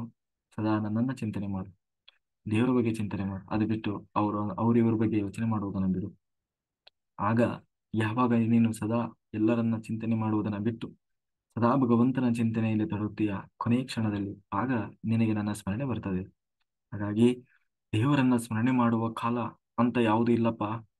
ನಾನು ಬೆಳಗ್ಗೆ ಎದ್ದು ಮಾತ್ರ ಮಾಡ್ತೀನಿ, ಅಥವಾ ಏನು ನಾನು ಹೇಳಿದ್ನಲ್ಲ, ದೇವ್ರ ಮನೆ ಒಳಗೆ ಹೋದಾಗ ಮಾತ್ರ ದೇವರು ಅಂತ ಹೇಳಿ ದೇವ್ರ ಕೈ ಮುಗಿಯೋದು, ಅವಾಗ ಮಾತ್ರ ಪೂಜೆ ಮಾಡೋದು, ಅಥವಾ ದೇವರನ್ನ ಸ್ಮರಣೆ ಆವಾಗ ಮಾತ್ರ ಅಲ್ಲ, ಆ ಉಳಿದ ಸರ್ವಕಾಲದಲ್ಲೂ ಕೂಡ ನನ್ನನ್ನು ಸ್ಮರಣೆ ಮಾಡ್ತಾ ಇರು. ಪ್ರತಿಯೊಂದು ಕ್ರಿಯೆ ಮಾಡುವಾಗಲೂ ಕೂಡ ಆ ಕ್ರಿಯೆ ಮಾಡಿಸ್ತಾ ಇರುವುದು ಭಗವಂತ ನನ್ನೊಳಗೆ ಕೂತು ಪ್ರೇರಣೆ ಮಾಡಿ ನನ್ನಿಂದ ಮಾಡಿಸ್ತಾ ಇದ್ದಾನೆ ಅನ್ನುವ ಅರಿವು ಇರಲಿ, ಎಚ್ಚರ ಇರಲಿ. ಯುದ್ಧ ಮಾಡುವಾಗಲೂ ಸಹ ನೀನು ಅದು ಭಗವಂತ ನನ್ನೊಳಗೆ ಕೂತು ಈ ಕಾರ್ಯವನ್ನು ಮಾಡಿಸ್ತಾ ಇದ್ದಾನೆ, ಇದು ಅವನ ಸಂಕಲ್ಪ ಅನ್ನುವ ಭಾವನೆಯಿಂದ ಯುದ್ಧವನ್ನು ಮಾಡು. ದೇವರ ಪೂಜೆ ಅಂತ ಮಾಡು. ಯಾರ ಮೇಲಿನ ದ್ವೇಷದಿಂದ ಮಾಡಬೇಡ. ಅದು ನಿನ್ನನ್ನು ಪರಿವರ್ತಿಸ್ತದೆ. ನಿನಗೆ ಏನೋ ಯಾವುದೂ ಕೂಡ ಅಂಟಿಕೊಳ್ಳೋದಿಲ್ಲ. ಹಾಗೆ ನಮ್ಮಿಂದ ತಿಳಿಯೋದು ಆಗುವ ತಪ್ಪಿನಲ್ಲಿಯೂ ಕೂಡ ಭಗವಂತನ ಅರಿವಿರಬೇಕು. ಶರಣಾಗತಿ ನಮಗೆ ಪಾಪದ ಲೇಪ ಬಾರದ ಹಾಗೆ ತಡೀತದೆ. ಭಗವಂತನ ಸ್ಮರಣೆ ಯಾವುದೇ ಕಾಲದ ನಿರ್ಬಂಧ ಇಲ್ಲ. ಯಾವಾಗ ಭಗವಂತನ ಸ್ಮರಣೆ ಬಂತೋ ಅದೇ ಪುಣ್ಯಕಾಲ. ಆತನ ಸ್ಮರಣೆ ಮನಸ್ಸಿನಲ್ಲಿ ಇಲ್ಲದಿರುವ ಸಮಯವೇ ಕೆಟ್ಟಗಳಿಗೆ. ಆದ್ದರಿಂದ ಭಗವಂತನ ಪೂಜಾರೂಪಕವಾಗಿ ಅಹಂಕಾರವೂ ಇಲ್ಲದೆ ಆತನನ್ನು ನೆನೆದು ಕರ್ತವ್ಯವನ್ನು ಮಾಡ್ತಾ ಇರು. ಕ್ರಿಯೆಯಲ್ಲಿ ಇರತಕ್ಕ ಭಾವ ಅರ್ಧ ಅಧರ್ಮವನ್ನ ನಿರ್ಣಯ ಮಾಡ್ತದೆ. ಉದಾಹರಣೆಗೆ ಆ ಇನ್ನು ಧರ್ಮವ್ಯಾದ ಅಂದ್ರೆ ನಾವು ಮಾಡುವ ಪ್ರತಿಯೊಂದು ಕರ್ಮವೂ ಕೂಡ ಅವರವರ ಮನಸ್ಸಿನ ಮೇಲೆ ನಿರ್ಧಾರವಾಗ್ತದೆ ಹೊರತು ಈ ಕೆಲಸದಲ್ಲಿ ಕೆಟ್ಟ ಕೆಲಸ ಒಳ್ಳೆ ಕೆಲಸ ಅಂತ ಇಲ್ಲ. ಅವನು ಹೇಗೆ ಯೋಚನೆ ಮಾಡ್ತಾ ಇದ್ದಾನೆ ಅನ್ನುವುದರ ಮೇಲೆ ಅದು ನಿರ್ಧಾರವಾಗ್ತದೆ. ಮಹಾಭಾರತದಲ್ಲಿ ಒಂದು ಘಟನೆ ಬರ್ತದೆ. ಏನಂತಂದ್ರೆ ಧರ್ಮವ್ಯಾದ ಅಂತ ಹೇಳಿ ಒಬ್ಬ ವ್ಯಕ್ತಿ ಬರ್ತಾನೆ. ಧರ್ಮವ್ಯಾದನ ಕಥೆ ಏನದು? ಧರ್ಮವ್ಯಾದನ ಕಥೆ ಅಂದ್ರೆ ಅದು ಸ್ವಲ್ಪ ಬಹಳ ದೊಡ್ಡ ಕಥೆ. ಅದನ್ನು ಬಹಳ ಸಂಕ್ಷಿಪ್ತವಾಗಿ ಹೇಳ್ತೀನಿ. ಏನು ಅಂದ್ರೆ ಒಬ್ಬ ಋಷಿಮುನಿ ಇರ್ತಾನೆ. ಎಂತಹ ಘೋರ ತಪಸ್ಸು ಮಾಡ್ತಾನೆ ಅಂದ್ರೆ ಅವನು ಕುತ್ಕೊಂಡು ಧ್ಯಾನ ಮಾಡ್ತಾ ಇರ್ತಾನೆ. ಮೇಲಿನಿಂದ ಒಂದು ಪಕ್ಷಿ ಅವನ ಮೇಲೆ ಹಿಕ್ಕಿ ಹಾಕಿಬಿಡ್ತದೆ. ಅವನಿಗೆ ಬಹಳ ಸಿಟ್ಟು ಬರ್ತದೆ. ನನ್ನ ಮೇಲೆ ಇದು ಮಾಡಿಬಿಡ್ತು ಅಂತ ಹೇಳಿ ಅದನ್ನ ಕಣ್ಣೆತ್ತಿ ನೋಡ್ತಾನೆ, ಅದು ಸುಟ್ಟು ಹೋಗ್ತದೆ. ಅಂದ್ರೆ ಅಂತಹ ತಪಶಕ್ತಿ. ಕೊನೆಗೆ ಅವನು ಹೀಗೆ ಆ ಅವನಿಗೆ ಹಸುವಾಗ್ತದೆ, ಊಟ ಮಾಡ್ಬೇಕು ಅಂತ ಬರ್ತಾನೆ. ಅಲ್ಲೊಬ್ಬ ಹೆಣ್ಮಗಳು, ಆ ಅವಳು ಬರೋದು ಸ್ವಲ್ಪ ಲೇಟ್ ಆಗ್ತದೆ. ಅವನು ಭಿಕ್ಷೆ ಬೇಕು ಅಂತ ಕೇಳ್ತಾನೆ. ಭಿಕ್ಷೆ ಕೇಳಿದಾಗ ಆ ಹೆಣ್ಮಗಳು ಭಿಕ್ಷೆ ತರುವುದು ಸ್ವಲ್ಪ ತಡವಾಗ್ತದೆ. ಸಿಟ್ಟು ಬರ್ತದೆ ಅವನಿಗೆ. ಆಗ ಆ ಹೆಣ್ಣುಮಗಳನ್ನ ತಿರುಗಿಸಿ ನೋಡ್ತಾನ. ಆಗ ಅವಳು ಏನು ಹೇಳ್ತಾಳೆ ಅಂದ್ರೆ ನೀನು ನೋಡಿದ ತಕ್ಷಣ ಸುಟ್ಟು ಹೋಗ್ಲಿಕ್ಕೆ ನಾನು ಪಕ್ಷಿ ಅಲ್ಲ ಅಂತ ಹೇಳ್ತಾಳೆ. ಅವಳು ತಪಸ್ವಿ ಅಲ್ಲ, ಒಬ್ಬ ಸಾಮಾನ್ಯ ಹೆಣ್ಣು ಮಗಳು, ಗೃಹಿಣಿ. ಆಗ ಅವನಿಗೆ ಬಹಳ ಆಶ್ಚರ್ಯ ಆಗ್ತದೆ. ಅಲ್ಲ, ಇವಳಿಗೆ ನಾನು ಅಲ್ಲಿ ಒಂದು ಪಕ್ಷಿಯನ್ನ ಸುಟ್ಟಿದ್ದು ಇವಳಿಗೆ ಹೆಂಗೆ ಗೊತ್ತಾಯ್ತು ಅನ್ನುವ ಆಶ್ಚರ್ಯ ಬರ್ತದೆ. ಆಗ ಅವಳು ಹೇಳ್ತಾಳೆ, ನಾನು ಮಾಡುವ ಕೆಲಸದಲ್ಲಿ ಅಂದ್ರೆ ಪ್ರತಿರೋಧ ಧರ್ಮವನ್ನು ಪಾಲನೆ ಮಾಡ್ತಾ ಇದ್ದೀನಿ. ಸಹಜವಾಗಿ ನೀನು ಕಾಡಿನಲ್ಲಿ ಕೂತು ತಪಸ್ಸು ಮಾಡಿ ಆ ಶಕ್ತಿ ಸಂಪಾದನೆ ಮಾಡ್ತಾ ಇದ್ದಿ. ನಾನು ಮಾಡುವ ಕರ್ಮದಲ್ಲಿ ಭಗವಂತನನ್ನ ಕಾಣ್ತಾ, ನಾನು ನನ್ನ ಎಲ್ಲರ ಸೇವೆ ಮಾಡುವುದರಲ್ಲಿ ಅದರಲ್ಲಿ ಭಗವಂತನನ್ನು ಕಾಣ್ತಾ ನಾನು ಸಾಧನೆ ಮಾಡ್ತಾ ಇದ್ದೀನಿ. ಹಾಗಾಗಿ ನೀನು ಅಲ್ಲಿ ಎಷ್ಟು ಶಕ್ತಿ ಪಡೆದಿ ಅದೇ ಶಕ್ತಿ ನನಗೂ ಇದೆ ಅಂತ ಹೇಳ್ತಾ ನಿನಗೆ ಧರ್ಮ ಅಧರ್ಮದ ಆಗ ಅವನು ಹೇಳ್ತಾನೆ, ಹಾಗಾಗಿ ನನಗೆ ಧರ್ಮದ ಉಪದೇಶ ಮಾಡು ಅಂತ ಹೇಳಿ. ಆಗ ನಿನಗೆ ನಾನು ಧರ್ಮದ ಉಪದೇಶ ಮಾಡಲ್ಲ, ಹೋಗು. ವಾರಣಾಸಿ ಅನ್ನೋ ಒಂದು ಪಟ್ಟಣ ಇದೆ, ಅಲ್ಲಿ ಒಬ್ಬ ಧರ್ಮವ್ಯಾದ ಅಂತ ಒಬ್ಬ ವ್ಯಕ್ತಿ ಇದ್ದಾನೆ, ಅವನ ಹತ್ರ ಬಳಿ ಹೋಗು. ಅವನು ನಿನಗೆ ಉಪದೇಶ ಮಾಡ್ತಾನೆ ಅಂತ. ಆ ಧರ್ಮವ್ಯಾದನ ಬಳಿ ಹೋಗ್ತಾನೆ. ಹುಡ್ಕೊಂಡು ಹೋಗ್ತಾನೆ. ಎಲ್ಲಾ ನಗರಗಳನ್ನ ದಾಟಿ ಪಟ್ಟಣಗಳನ್ನ ದಾಟಿ ಹೋಗಿ ಆ ಧರ್ಮವ್ಯಾದನ ಬಳಿ ಹೋಗ್ತಾನೆ. ಅಲ್ಲಿ ಹೋಗಿ ನೋಡ್ತಾನೆ, ಆ ಧರ್ಮವ್ಯಾದ ಯಾರೂ ಅಲ್ಲ. ಅವನೊಬ್ಬ ಮಾಂಸದ ಅಂಗಡಿಯಲ್ಲಿ ಮಾಂಸ ಕಡೆಗೆ ಅವನು ಧರ್ಮವ್ಯಾದ ಮಾಂಸ ಮಾರಾಟ ಮಾಡ್ತಾ ಇರ್ತಾನ ಅವನು. ಅದನ್ನು ನೋಡಿ ಇನ್ನೂ ಆಶ್ಚರ್ಯ ಆಯ್ತು. ಇದೇನಪ್ಪ ಇದು, ನಾನು ಕಾಡಿನಲ್ಲಿ ತಪಸ್ಸು ಮಾಡುವಂತಹ ದೊಡ್ಡ ಯೋಗಿ, ಆ ಅಂಥದ್ರಲ್ಲಿ ಧರ್ಮದ ಉಪದೇಶ ಮಾಡ್ತೀನಿ ಅಂತ ಹೇಳಿ ಆ ಏನೋ ಒಬ್ಬ ಏನೋ ಧರ್ಮವ್ಯಾದನ ಬಳಿ ಕಳಿಸಿದ್ಲಲ್ಲ, ಇವನು ಯಾರೋ ಮಾಂಸ ಕಡಿತಾ ಇದ್ದಾನೆ ಇಲ್ಲಿ ಮಾಂಸ ಮಾಡ್ಕೊಂತ ಅಂತ ಹೇಳಿ ಅವನಿಗೆ ಆಶ್ಚರ್ಯ ಆಗ್ತದೆ. ಅದಕ್ಕೆ ಸರಿಯಾಗಿ ಅವನು ಕರೀತಾನೆ. ಅವನು ಇಲ್ಲಿವರೆಗೂ ನಡೆದ ಘಟನೆಯನ್ನೆಲ್ಲ ಹೇಳಿಬಿಡ್ತಾನೆ. ನೀವು ಹೀಗೆ ಒಂದು ಪಕ್ಷಿಯನ್ನ ಸುಟ್ರಿ, ಆ ನಿಮಗೆ ಆ ಏನೋ ಒಬ್ಬ ಹೆಣ್ಣುಮಗಳ ಹೀಗೆ ನನ್ನ ಹತ್ರ ಹೇಳಿ ಕಳಿಸಿದಾಳೆ, ನೀವು ನನ್ನನ್ನು ಹುಡ್ಕೊಂಡು ಬಂದಿದ್ದೀರಿ. ಅವನು ಹೇಳೋದಕ್ಕಿಂತ ಮುಂಚೆ ನಾವೆಲ್ಲ ಹೇಳಿಬಿಟ್ಟ. ಅದನ್ನ ಕೇಳಿ ಅವನಿಗೆ ಇನ್ನೂ ಆಶ್ಚರ್ಯ ಆಯ್ತು. ಅಲ್ಲ, ನೀನು ಒಬ್ಬ ಮಾಂಸ ಕಡೆಯವನು, ನಿನಗೆ ಇಲ್ಲಿಂದ ಇಷ್ಟೊಂದು ಶಕ್ತಿ ಎಲ್ಲಿಂದ ಬಂತು ಅಂತ ಹೇಳಿ ಆಗ ಅವನು ಹೇಳ್ತಾನೆ, ಹೌದು, ನಾನು ನಾನು ಮಾಡುವ ಸಮಸ್ತ ಕಾರ್ಯದಲ್ಲಿ ದೇವರನ್ನ ಕಾಣ್ತಾ ಇದ್ದೇನೆ. ನನಗೆ ಇದು ನನ್ನ ಕುಲಕಸಬು. ಹಿಂದಿನಿಂದಲೂ ಕೂಡ ನನಗೆ ನನ್ನ ಆ ಏನೋ ಪೂರ್ವಜರು, ನನ್ನ ತಂದೆ ತಾಯಿ ಎಲ್ಲರೂ ಇದನ್ನೇ ಮಾಡ್ಕೊಂಡು ಬಂದಿದ್ದಾರೆ. ಹಾಗಾಗಿ ಇದು ನಾನು ಮಾಡುವುದು ಅನಿವಾರ್ಯ ಇದೆ ನನಗೆ. ಅದು ನನ್ನ ಜೀವನ ನಡಿಬೇಕಂದ್ರೆ ಇದನ್ನು ನಾನು ಮಾಡಲೇಬೇಕು. ಆದರೆ ನಾನು ಮಾಂಸ ಭಕ್ಷಣೆ ಮಾಡೋಲ್ಲ. ನಾನಾಗಿ ಮಾಂಸವನ್ನ ಕಡಿಯೋದಿಲ್ಲ. ಯಾರೋ ಮಾರ್ಲಿಕ್ಕೆ ಹಾಕಿರ್ತಾರೆ, ಅದನ್ನು ತಗೊಂಡು ಬರ್ತೇನೆ. ಆ, ಹೀಗೆ ಆ, ಎಲ್ಲೂ ಕೂಡ ಲೋಪ ಆಗದ ಹಾಗೆ. ಆಮೇಲೆ ಸಂಪೂರ್ಣ ದಿನಪೂರ್ತಿ ನಾನು ಏನೂ ಊಟ ಮಾಡದೆ ಶುದ್ಧವಾಗಿರ್ತೇನೆ. ಅದು ಸಂಜೆ ಹೋಗಿ ರಾತ್ರಿ ಎಲ್ಲ ನಾನು ಕೆಲಸ ಆದ್ಮೇಲೆ ಮನೆಗೆ ಹೋಗಿ ತಂದೆ ತಾಯಿಗಳ ಸೇವೆ ಮಾಡಿ ಅದೆಲ್ಲ ಹೇಳ್ತಾನು. ಜೊತೆಗೆ ನಾನು ಮಾಡುವ ಪ್ರತಿಯೊಂದು ಈ ಒಂದು ಕೆಲಸವೂ ಕೂಡ ಇದು ದೇವರ ಪೂಜೆ ಅಂತ ನಾನು ಮಾಡ್ತಾ ಇದ್ದೇನೆ. ದೇವರು ನನಗೆ ಈ ಕೆಲಸ ವಹಿಸಿದ್ದಾನೆ, ನಾನು ಮಾಡ್ತಾ ಇದ್ದೇನೆ. ಹಾ, ಆದ್ರೆ ಇಲ್ಲಿ ಯಾರಿಗೂ ನಾನು ಹಿಂಸೆ ಮಾಡಲ್ಲ. ಯಾವ ಪಕ್ಷಿಯನ್ನು ಇಲ್ಲಿ ಪ್ರಾಣಿಯನ್ನು ನಾನು ಇಲ್ಲಿವರೆಗೆ ಕೊಂದಿಲ್ಲ. ನಾ ಮಾಂಸ ಮಾರ್ತಾ ಇದ್ದೀನಿ ಹೌದು, ಆದ್ರೆ ಯಾವ ಪ್ರಾಣಿನೂ ಕೊಂದಿಲ್ಲ. ಹಾ, ಅಂದ್ರೆ ನಾನಾಗೆ ಕೊಂದಿಲ್ಲ. ಹಾಗೆ ಅವನು ಧರ್ಮದ ರಹಸ್ಯವನ್ನು ಹೇಳ್ತಾ ಹೋಗ್ತಾನೆ. ಹಾಗೆ ನಾವು ಮಾಡುವ ಮನಸ್ಸಿನಲ್ಲಿ ಆ ಒಂದು ಯಾವುದೇ ಒಂದು ಕರ್ಮ, ಅದು ಒಳ್ಳೇದೋ ಕೆಟ್ಟದೋ ಅನ್ನೋದು ನಿಂತಿರ್ತದೆ. ಒಳ್ಳೆಯ ದೃಷ್ಟಿಯಿಂದ ಇಟ್ಕೊಂಡು ಏನು ಮಾಡಿದರೂ ಕೂಡ ಅದು ನಮಗೆ ಪಾಪ ಬರೋಲ್ಲ. ಹಾಗಾಗಿ ಆ ಅದು ದೇವರ ಕೆಲಸ ಅಂತ ಮಾಡುವಾಗ ಅದು ನಮಗೆ ಅಂಟೋದಿಲ್ಲ ಅಂತ ಹೇಳಿ ಕೃಷ್ಣ ಹೇಳ್ತಾ ಇದ್ದಾನೆ. ಹಾಗಾಗಿ ಏಕಾಗ್ರವಾದ ಮನಸ್ಸಿನಿಂದ ದಿವ್ಯ ಪುರುಷನಾದಂತಹ ಪರಮಪುರುಷ ಹೃತ್ಕಮಲದಲ್ಲಿ ಮಧ್ಯ ನಿವಾಸಿ ಭಗವಂತನ ಚಿಂತನೆಯನ್ನು ಮಾಡಬೇಕಪ್ಪ. ಭಗವಂತ ಸರ್ವಗತನಾಗಿದ್ದಾನೆ, ಸರ್ವ ಸಮರ್ಥನಾಗಿದ್ದಾನೆ, ಸರ್ವಗುಣ ಪೂರ್ಣನಾಗಿದ್ದಾನೆ, ಅನಾದಿ ನಿತ್ಯನಾಗಿದ್ದಾನೆ. ಅಂತಹ ಭಗವಂತ ನನ್ನ ಹೃತ್ಕಮಲದಲ್ಲಿ ಇದ್ದಾನೆ ಅನ್ನೋದನ್ನ ನೀನು ನೆನ್ಪಿಟ್ಟು, ಅಂದ್ರೆ ಇಲ್ಲಿ ಏನು ಹೇಳ್ತಾ ಇದ್ದಾನೆ ಅಂದ್ರೆ ದೇವರು, ನಾನು ನಿನ್ನ ಹೃದಯ ಕಮಲದಲ್ಲೇ ನಿಲ್ಲಿಸಿದ್ದೇನೆ. ಅಂದ್ರೆ ನಮ್ಮ ಈ ಅನಾಹತ ಚಕ್ರ ಅಂತೀವಲ್ಲ, ಅಲ್ಲಿ ದೇವರು ಇರ್ತಾನಂತೆ. ಅನಾಹತ ಚಕ್ರದಲ್ಲಿ ಅಲ್ಲ, ಹೃದಯದಲ್ಲಿ. ಅದರ ಬಳಿ ನಮ್ಮ ಎಲ್ಲರ ಹೃದಯ ದೇವರು, ನಮ್ಮ ಹೃದಯದಲ್ಲೇ ದೇವರಿದ್ದಾನಂತೆ. ಅದನ್ನೇ ಹೇಳ್ತಾ ಇದ್ದಾನೆ. ಏನಂದ್ರೆ ಹೃತ್ಕಮಲ. ಹೃತ್ಕಮಲ ಅಂದ್ರೆ ನಿನ್ನ ಕಮಲದಲ್ಲಿ, ಅಂದ್ರೆ ಹೃದಯ ಎಂಬ ಕಮಲ, ಹೃದಯದಲ್ಲಿ ಒಂದು ಕಮಲದ ಹಾಗೆ. ಆ ಕಮಲದಲ್ಲಿ ಅಷ್ಟದಳ ಕಮಲ ಇರ್ತದೆ. ಆ ಕಮಲದಲ್ಲಿ ದೇವರು ನಿಂತಿರ್ತಾನಂತೆ. ದೇವರು ಎಲ್ಲಿರ್ತಾನೆ ಅಂದ್ರೆ ಅಲ್ಲಿ. ಜೀವನು ಎಲ್ಲಿರ್ತಾನೆ ಅಂದ್ರೆ ಅದೇ ಹೃದಯದಲ್ಲೇ ಜೀವ ಇರೋದು.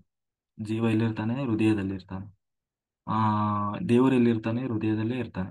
ನಮ್ಮ ಅಂತರ್ಯಾಮಿ ಭಗವಂತನನ್ನ ಧ್ಯಾನ ಮಾಡುವಾಗ ಅನುಸಂಧಾನ ಮಾಡಬೇಕಾದ ವಿಷಯಗಳನ್ನ ಕೃಷ್ಣ ಇಲ್ಲಿ ಬಿಡಿಸಿ ಬಿಡಿಸಿ ಹೇಳ್ತಾ ಇದ್ದಾನೆ. ಧ್ಯಾನ ಮಾಡುವಾಗ ದೇವರನ್ನ ಹೆಂಗೆ ಚಿಂತನೆ ಮಾಡಬೇಕು, ಒಬ್ಬ ಧ್ಯಾನ ಯೋಗಿ ಹೇಗೆ ದೇವರನ್ನ ಅನುಸಂಧಾನ ಮಾಡ್ತಾನೆ ಅಂತ ಹೇಳಿ.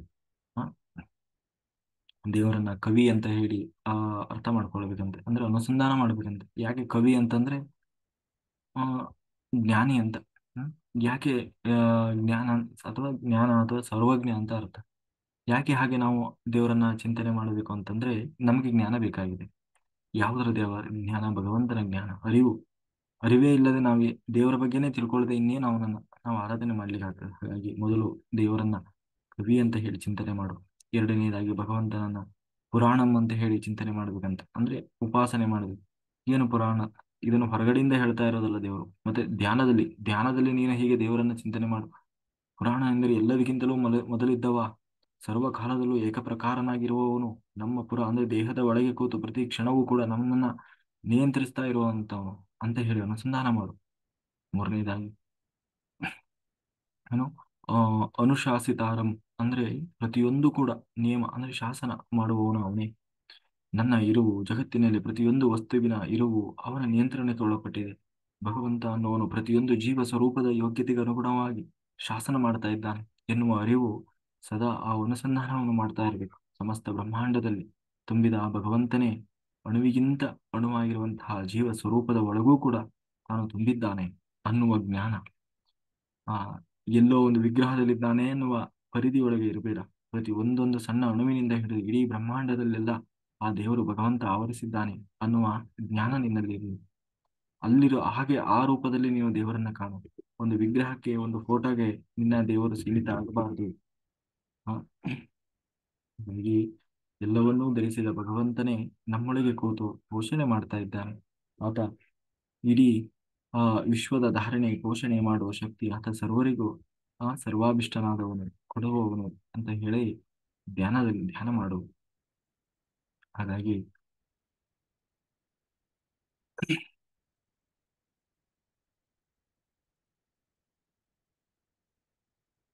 ಈಗ ದೇವರು ಒಬ್ಬ ಯೋಗಿಯಾದವರು ಹೇಗೆ ತಾನು ದೇವರನ್ನ ಚಿಂತನೆ ಮಾಡ್ತಾ ಈ ರೀತಿಯಾಗಿ ಧ್ಯಾನದಲ್ಲಿ ಯೋಗ ಚಿಂತನೆಯನ್ನು ಮಾಡ್ತಾ ತಾನು ಹೇಗೆ ದೇವರನ್ನ ಕಾಣ್ತಾನೆ, ಮತ್ತೆ ಹೇಗೆ ತಾನು ಪ್ರಾಣವನ್ನು ತ್ಯಾಗ ಮಾಡ್ತಾನೆ. ಒಬ್ಬ ಯೋಗಿ, ಒಬ್ಬ ಸಿದ್ಧಪುರುಷ ಅಥವಾ ಭಗವಂತನನ್ನು ಹೋಗಿ ಸೇರುವಂತಹ ಒಬ್ಬ ಯೋಗಿ ಹೇಗೆ ತಾನು ಪ್ರಾಣವನ್ನು ಬಿಡ್ತಾನೆ ಅನ್ನುವುದನ್ನ ಇಲ್ಲಿ ಕೃಷ್ಣ ಹೇಳ್ತಾ ಇದ್ದಾನೆ.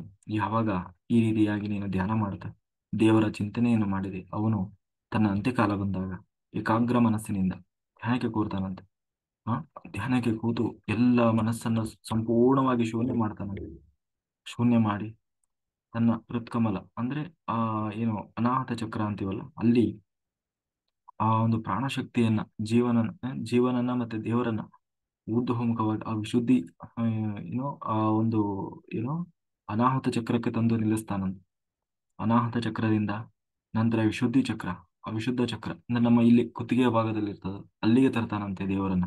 ಅಂದ್ರೆ ಜೀವ ಮತ್ತೆ ದೇವರು ಎರಡು ಅಲ್ಲಿಗೆ ಬರ್ತದಂತೆ. ಅಲ್ಲಿಂದ ನೇರವಾಗಿ ಇಲ್ಲಿ ಎರಡೂ ಹುಬ್ಬುಗಳ ನಡುವೆ ಆಜ್ಞಾಚಕ್ರ, ಆ ಆಜ್ಞಾಚಕ್ರಕ್ಕೆ ತರ್ತಾನಂತೆ. ಅಲ್ಲಿ ಇದು ಅಷ್ಟು ಸುಲಭ ಅಲ್ಲ ಅಂತ ಹೇಳ್ತಾ ಇದ್ದಾನೆ ಕೃಷ್ಣ. ಇದು ಸುಮ್ನೆ ನಾನು ಹೇಳಿದಷ್ಟು ಸುಲಭ ಇಲ್ಲಪ್ಪ. ಇದು ಒಬ್ಬ ಯೋಗಿಗೆ ಮಾತ್ರ ಸಾಧ್ಯ. ಅಂದ್ರೆ ಅವನು ಅಷ್ಟು ಸಾಧನೆ ಮಾಡ್ಬೇಕು. ಧ್ಯಾನದಲ್ಲಿ ಸಾಧನೆ ಮಾಡಿ ನನ್ನ ಜೀವ ಎಲ್ಲಿದೆ, ಪ್ರಾಣ ದೇವರು ಎಲ್ಲಿದ್ದ, ತನ್ನ ಒಳಗಿರುವ ಆ ದೇವರನ್ನ ಅವನು ಕಂಡಿರಬೇಕು.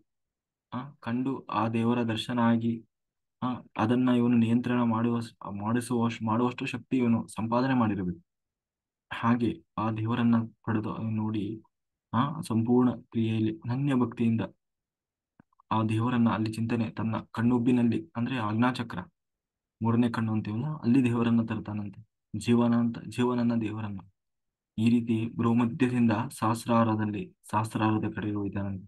ಸಹಸ್ರಾರ ಅಂದ್ರೆ ಇಲ್ಲಿ ನೆತ್ತಿಯ ಮೇಲೆ, ಅಲ್ಲಿ ಬ್ರಹ್ಮರಂಧ್ರ ಅಂತ ಇರ್ತದೆ. ಆ ಬ್ರಹ್ಮರಂಧ್ರದಲ್ಲಿ ಓಂಕಾರವನ್ನ ಒಂದು ಮುಹೂರ್ತಗಳ ಕಾಲ ಓಂಕಾರ ಪ್ರತಿಪಾದ್ಯನಂತ ದೇವರನ್ನ ಚಿಂತನೆ ಮಾಡ್ತಾನಂತೆ. ಓಂ ಅಂತ ಆ ಆ ಒಂದು ಸೌಂಡ್ ಬರ್ತದಂತ, ಅಷ್ಟು ಜೋರಾಗಿ. ಅಂದ್ರೆ ಬಾಯಿ ಬಿಟ್ಟು ಹೇಳಲ್ಲ, ಅದು ಒಳಗಿನಿಂದಲೇ ಆ ಒಂದು ವೈಬ್ರೇಷನ್ ಬರ್ತಾ ಇರ್ತದಂತೆ. ಹಾಗೆ ಬ್ರಹ್ಮರಂಧ್ರವನ್ನ ಅಲ್ಲಿ ಚಿಂತನೆಯನ್ನು ಮಾಡ್ತಾ ಮಾಡ್ತಾ ಆ ಬ್ರಹ್ಮರಂಧ್ರವನ್ನ ಒಡೆದು ತಾನು ಹೊರಗೆ ಬರ್ತಾನಂತೆ. ಬ್ರಹ್ಮರಂಧ್ರ ಅಂದ್ರೆ ಇಲ್ಲಿ ಮೇಲೆ ನೆತ್ತಿ. ಆ ಆ, ಆ, ಹಾಗೆ ಬ್ರಹ್ಮರಂಧ್ರವನ್ನ ಒಡೆದು ತಾನು ಹೊರಗೆ ಬರ್ತಾನೆ. ಹಾಗೆ ಯಾರು ಬ್ರಹ್ಮರಂಧ್ರವನ್ನ ಹೊಡೆದು ಹೊರಗೆ ಬರ್ತಾನೆ ಅವನು ಸೀದಾ ದೇವರನ್ನೇ ಹೋಗಿ ಸೇರ್ತಾನಂತೆ, ಬೇರೆ ಎಲ್ಲೂ ಹೋಗಲ್ಲ. ಹಾಗೆ ಈ ರೀತಿಯಾಗಿ ಒಬ್ಬ ಯೋಗಿಯಾದವನು ಪ್ರಾಣತ್ಯಾಗ ಮಾಡ್ತಾನೆ, ಅಥವಾ ನನ್ನನ್ನ ಬಂದು ಸೇರುವಂತಹ ಪ್ರತಿಯೊಂದು ಜೀವನೂ ಕೂಡ ಈ ರೀತಿ ಪ್ರಾಣತ್ಯಾಗ ಮಾಡ್ತಾರೆ. ಹಾಗೆ ಯೋಗ ಸಾಧನೆಯಿಂದ ಈ ಭೂಮಧ್ಯದಲ್ಲಿ ತಂದು ನಿಲ್ಲಿಸಿದಂತಹ ಜೀವನನ್ನ ಅಲ್ಲಿಂದ ಧ್ಯಾನ ಮಾಡುತ್ತಾ ಮೇಲಕ್ಕೆ ಸಹಸ್ರಾರ ತೆಗೆದುಕೊಂಡು ಹೋಗಬೇಕು. ಆ ಈ ಕಾಲದಲ್ಲಿ ಧ್ಯಾನ ಮಾಡಬೇಕಾದ ರೂಪದ ಬಗ್ಗೆ ಕೃಷ್ಣ ಹೇಳ್ತಾ ಇದ್ದಾನೆ. ಮಹಾಪ್ರಯತ್ನದಿಂದ ಭಗವಂತನನ್ನ ವಹಿಸಿಕೊಂಡವರು, ಪ್ರಾಪಂಚಿಕ ಸೆಳೆತದಿಂದ ಪಾರಾದವರು ಈ ಭಗವಂತನನ್ನ ಹೋಗಿ ಸೇರ್ತಾರೆ. ಅವರು ಅಂತಹ ಭಗವಂತನನ್ನ ತಿಳಿದುಕೊಳ್ಳಿಕ್ಕಾಗಿ ಬ್ರಹ್ಮಚರ್ಯವನ್ನು ಪರಿಪಾಲನೆ ಮಾಡಿರ್ತಾರೆ. ಬ್ರಹ್ಮಚರ್ಯ ಅಂದ್ರೆ ಮದುವೆ ಆಗದೆ ಇರುವುದು ಅಂತ ಅರ್ಥ ಅಲ್ಲ.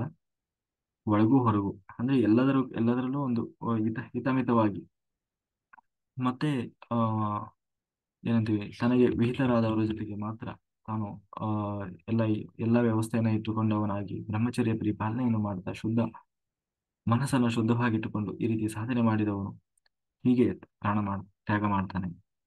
ಆ ಒಂದು ಏನು ತ್ಯಾಗ ಮಾಡುವ ಸಮಯದಲ್ಲಿ ಯಾವಾಗ ಈ ಜೀವ ಸಹಸ್ರಾರದ ಬಳಿ ಬರ್ತದೆ, ಸಹಸ್ರಾರದ ಬಳಿ ಜೀವನನ್ನ ತೆಗೆದುಕೊಂಡು ಬರ್ತಾನಲ್ವಾ, ಆಗ ಎಲ್ಲಾ ದ್ವಾರಗಳನ್ನ ತನ್ನ ಯೋಗ ಬಲದಿಂದ ಬಂದ್ ಮಾಡ್ತಾನೆ. ಎಲ್ಲಾ ದ್ವಾರ ಅಂದ್ರೆ 9 ನವದ್ವಾರಗಳಿದ್ದಾವಲ್ಲ, ಆ ಎಲ್ಲಾ ನವದ್ವಾರಗಳನ್ನು ನಿಷ್ಕ್ರಿಯಗೊಳಿಸ್ತಾನಂತೆ. ಅಂದ್ರೆ ಎಲ್ಲವನ್ನು ಮುಚ್ಚಿಬಿಡ್ತಾನೆ. ಈ ರೀತಿ ಮಾಡುವಾಗ ಮನಸ್ಸನ್ನ ಆ, ದೇವರಲ್ಲೇ ನೆಲೆಗೊಳಿಸ್ತಾನೆ. ಪೂರ್ಣ ಪ್ರಮಾಣದಲ್ಲಿ ತನ್ನ ಯೋಗದ ಅಭ್ಯಾಸದಿಂದ, ಧ್ಯಾನದ ಅಭ್ಯಾಸದಿಂದ ಶ್ವಾಸವನ್ನ ನಿರೋಧ ಮಾಡಿ ಮನಸ್ಸನ್ನ ಭಗವಂತನಲ್ಲಿ ಇಟ್ಟು ಧ್ಯಾನ ಮಾಡ್ತಾ ಇರಬೇಕಾದ್ರೆ ಓಂಕಾರ ಪ್ರತಿಪಾದ್ಯನಾದಂತಹ ಆ ಭಗವಂತನನ್ನೇ ಓಂಕಾರ ನಾದವನ್ನು ಮಾಡ್ತಾ ಆ ಸಹಸ್ರಾರದ ಬಾಗಿಲಿನಿಂದ ಹೊರಬಂದು ದೇಹ ತ್ಯಾಗ ಮಾಡಿ ಮೇಲೇರಿದವನು ಮುಂದೆಂದೂ ಕೂಡ ಮರಳಿ ಬಾರದ ಮತ್ತೆ ಶಾಶ್ವತವಾದ ಲೋಕವನ್ನ ಹೋಗಿ ಸೇರ್ತಾನೆ. ಮತ್ತೆಂದೂ ಅವನು ಈ ಮೃತ್ಯು ಲೋಕವನ್ನ ಬಂದು ಸೇರೋಲ್ಲ. ಹೀಗೆ ಈ ರೀತಿಯ ಸಾಧನೆ ಎಲ್ಲರೂ ಈ ರೀತಿ ಸಾಧನೆ ಯಾರು ಮಾಡ್ತಾರೆ ಅಂದ್ರೆ ಹಠಯೋಗಿಗಳು ಮಾಡ್ತಾರಂತೆ. ಹಠಯೋಗಿ ಅಥವಾ ದೊಡ್ಡ ಯೋಗಿ, ಯೋಗ ಸಾಧನೆ ಮಾಡಿದವರು ಈ ರೀತಿ ಸಾಧನೆ ಮಾಡ್ತಾರೆ. ಅಲ್ಲ ಎಲ್ಲರೂ ಯೋಗ ಸಾಧನೆ ಆಗ್ಬೇಕಲ್ಲಪ್ಪ. ಅವ್ರೇನೋ ಹಠ ಯೋಗ ಮಾಡಿದ್ರು ಅಥವಾ ಯೋಗ ಮಾಡಿದ್ರು, ಅವರಿಗೆಲ್ಲ ಇಂದ್ರಿಯಗಳು ನಿಯಂತ್ರಣದಲ್ಲಿದ್ವು, ಅವರಿಗೆ ಬೇಕಾದಾಗೆ ಏನು ಚಿಂತನೆ ಮಾಡಿದ್ರು, ಅವ್ರಿಗೆ ಆ ಶಕ್ತಿ ಇತ್ತು, ಅವ್ರ ಯೋಗ. ಮತ್ತು ನಮ್ಮಂತರ ಕಥೆ ಏನು? ನಮಗೆ ಕರೆಕ್ಟಾಗಿ ನಾವು ಧ್ಯಾನ 1 ಗಂಟೆ ಧ್ಯಾನ ಮಾಡೋದು, 2 ಗಂಟೆ ರಾತ್ರಿ ಧ್ಯಾನ ಮಾಡೋದೇ ನಮಗೆ ದೊಡ್ಡ ಸವಾಲು. ಇಷ್ಟೆಲ್ಲ ಆಗ್ತದ? ಅಥವಾ ಇಷ್ಟೆಲ್ಲಾ ದೇವರನ್ನ ಸೇರೋದು ಕಷ್ಟ ಇದೆ ಅಂತ ಆದ್ರೆ ಹಂಗಾರೆ ನಾವೇನು ಸದ್ಯಕ್ಕೆ ಹೋಗಲ್ಲ ಅಂತ ಕಾಣಿಸ್ತದೆ, ಅನ್ನಂಗೆ ಅನಿಸ್ತದೆ. ಅದಕ್ಕೆ ಮುಂದೆ ಹೇಳ್ತಾ ಇದ್ದಾನೆ ದೇವರು, ಇದು ಯೋಗಿಗಳು, ಆಯ್ತಾ? ಈ ರೀತಿ ಏನು ಆ ಯೋಗಿಗಳು ಪ್ರಾಣತ್ಯಾಗ ಮಾಡ್ತಾರೆ, ಹಾಗಂತ ಹೇಳಿ ಬೇರೆಯವರಿಗೆ ಸಾಧ್ಯ ಇಲ್ಲ ಅಂತ ತಿಳ್ಕೊಳ್ಬೇಡ. ಹ್ಮ್ ಮತ್ತೆ ಬೇರೆಯವರು ಏನ್ ಮಾಡಬೇಕು? ಅದಕ್ಕೆ ದೇವರು ಹೇಳ್ತಾ ಇದ್ದಾನೆ, ಅದಕ್ಕೆ ನಾನು ಹೇಳ್ತಾ ಇರೋದು, ಸದಾ ನನ್ನ ಸ್ಮರಣೆ ಮಾಡು, ನಿರಂತರ ನಿತ್ಯ ಭಗವಂತನ ಚಿಂತನೆ ಮಾಡುತ್ತಾ ಬೇರೆ ಏನನ್ನೂ ನೆನೆಯದೆ ನನ್ನನ್ನೇ ಭಜಿಸು ಸಾಧಕನಿಗೆ ನಾನು ಅನಾಯಾಸವಾಗಿ ಸ್ವಾಧೀನನಾಗ್ತೇನೆ. ಸಾಧನೆಯಲ್ಲಿ ನಿತ್ಯ ತೊಡಗಿ ಸಾಧನೆಯ ತುದಿ ಮುಟ್ಟಿದವ ಬೇರೆ ಯಾವ ಪ್ರಯತ್ನವೂ ಇಲ್ಲದೆ ಭಗವಂತನನ್ನ ಸೇರ್ತಾನೆ. ಅಂದ್ರೆ ಎಲ್ಲರೂ ಇದೇ ರೀತಿ ಯೋಗ ಸಾಧನೆ ಮಾಡಬೇಕು ಅಂತಿಲ್ಲ, ಹಠ ಯೋಗ ಮಾಡಬೇಕು ಅಂತಿಲ್ಲ. ಆ ತಾನು ಎಲ್ಲ ಇಡೀ ದೇಹವನ್ನ ನಿಯಂತ್ರಣ ಮಾಡುವಷ್ಟು ದೊಡ್ಡ ಸಾಧನೆ ಮಾಡಬೇಕು ಅಂತೇನಿಲ್ಲ. ಆದ್ರೆ ಒಬ್ಬ ಸಾಮಾನ್ಯನೂ ಕೂಡ ಸದಾ ಭಗವಂತನಲ್ಲಿ ಯಾರು ಮನಸ್ಸಿಟ್ಟಿರ್ತಾನೆ ಅವನು ಕೂಡ ಇದೇ ರೀತಿ ದೇಹವನ್ನು ತ್ಯಾಗ ಮಾಡಿ, ಅಂದ್ರೆ ಆಗ ದೇವರ ಸಹಾಯ ಮಾಡ್ತಾನೆ. ಹೇಗೆ ಬ್ರಹ್ಮರಂಧ್ರವನ್ನೇ ಒಡೆದು ಬರ್ತಾನೆ, ಆದ್ರೆ ಅಲ್ಲಿ ಸಹಜವಾಗಿ ಒಬ್ಬ ಯೋಗಿಯಾದವನು ಅದನ್ನ ಕರಗತ ಮಾಡಿಕೊಂಡಿರ್ತಾನೆ. ಅವನು ಅದನ್ನ ಏನಂತೀವಿ, ತಾನಷ್ಟಕ್ಕೆ ತಾನೇ ಅದನ್ನ ಆ ರೀತಿಯಾಗಿ ಆ ಪ್ರೋಸೆಸ್ ಅನ್ನು ಮಾಡ್ತಾನೆ. ಯಾರು ಭಗವಂತನಲ್ಲಿ ಮನಸ್ಸಿಟ್ಟು ದೇವರನ್ನ ಹೋಗಿ ಸೇರ್ಲಿಕ್ಕೆ ಯೋಗ್ಯತೆಯನ್ನು ಪಡೆದಿರ್ತಾನೋ ಅವನಿಗೆ ದೇವರೇ ಈ ರೀತಿಯಾದ ಒಂದು ವ್ಯವಸ್ಥೆಯನ್ನು ಮಾಡಿ ಅವನನ್ನ ಪುನಃ ಆ ಬ್ರಹ್ಮರಂಧ್ರದ ಮೂಲಕವೇ ಕರೆದುಕೊಂಡು ಹೋಗ್ತಾನೆ.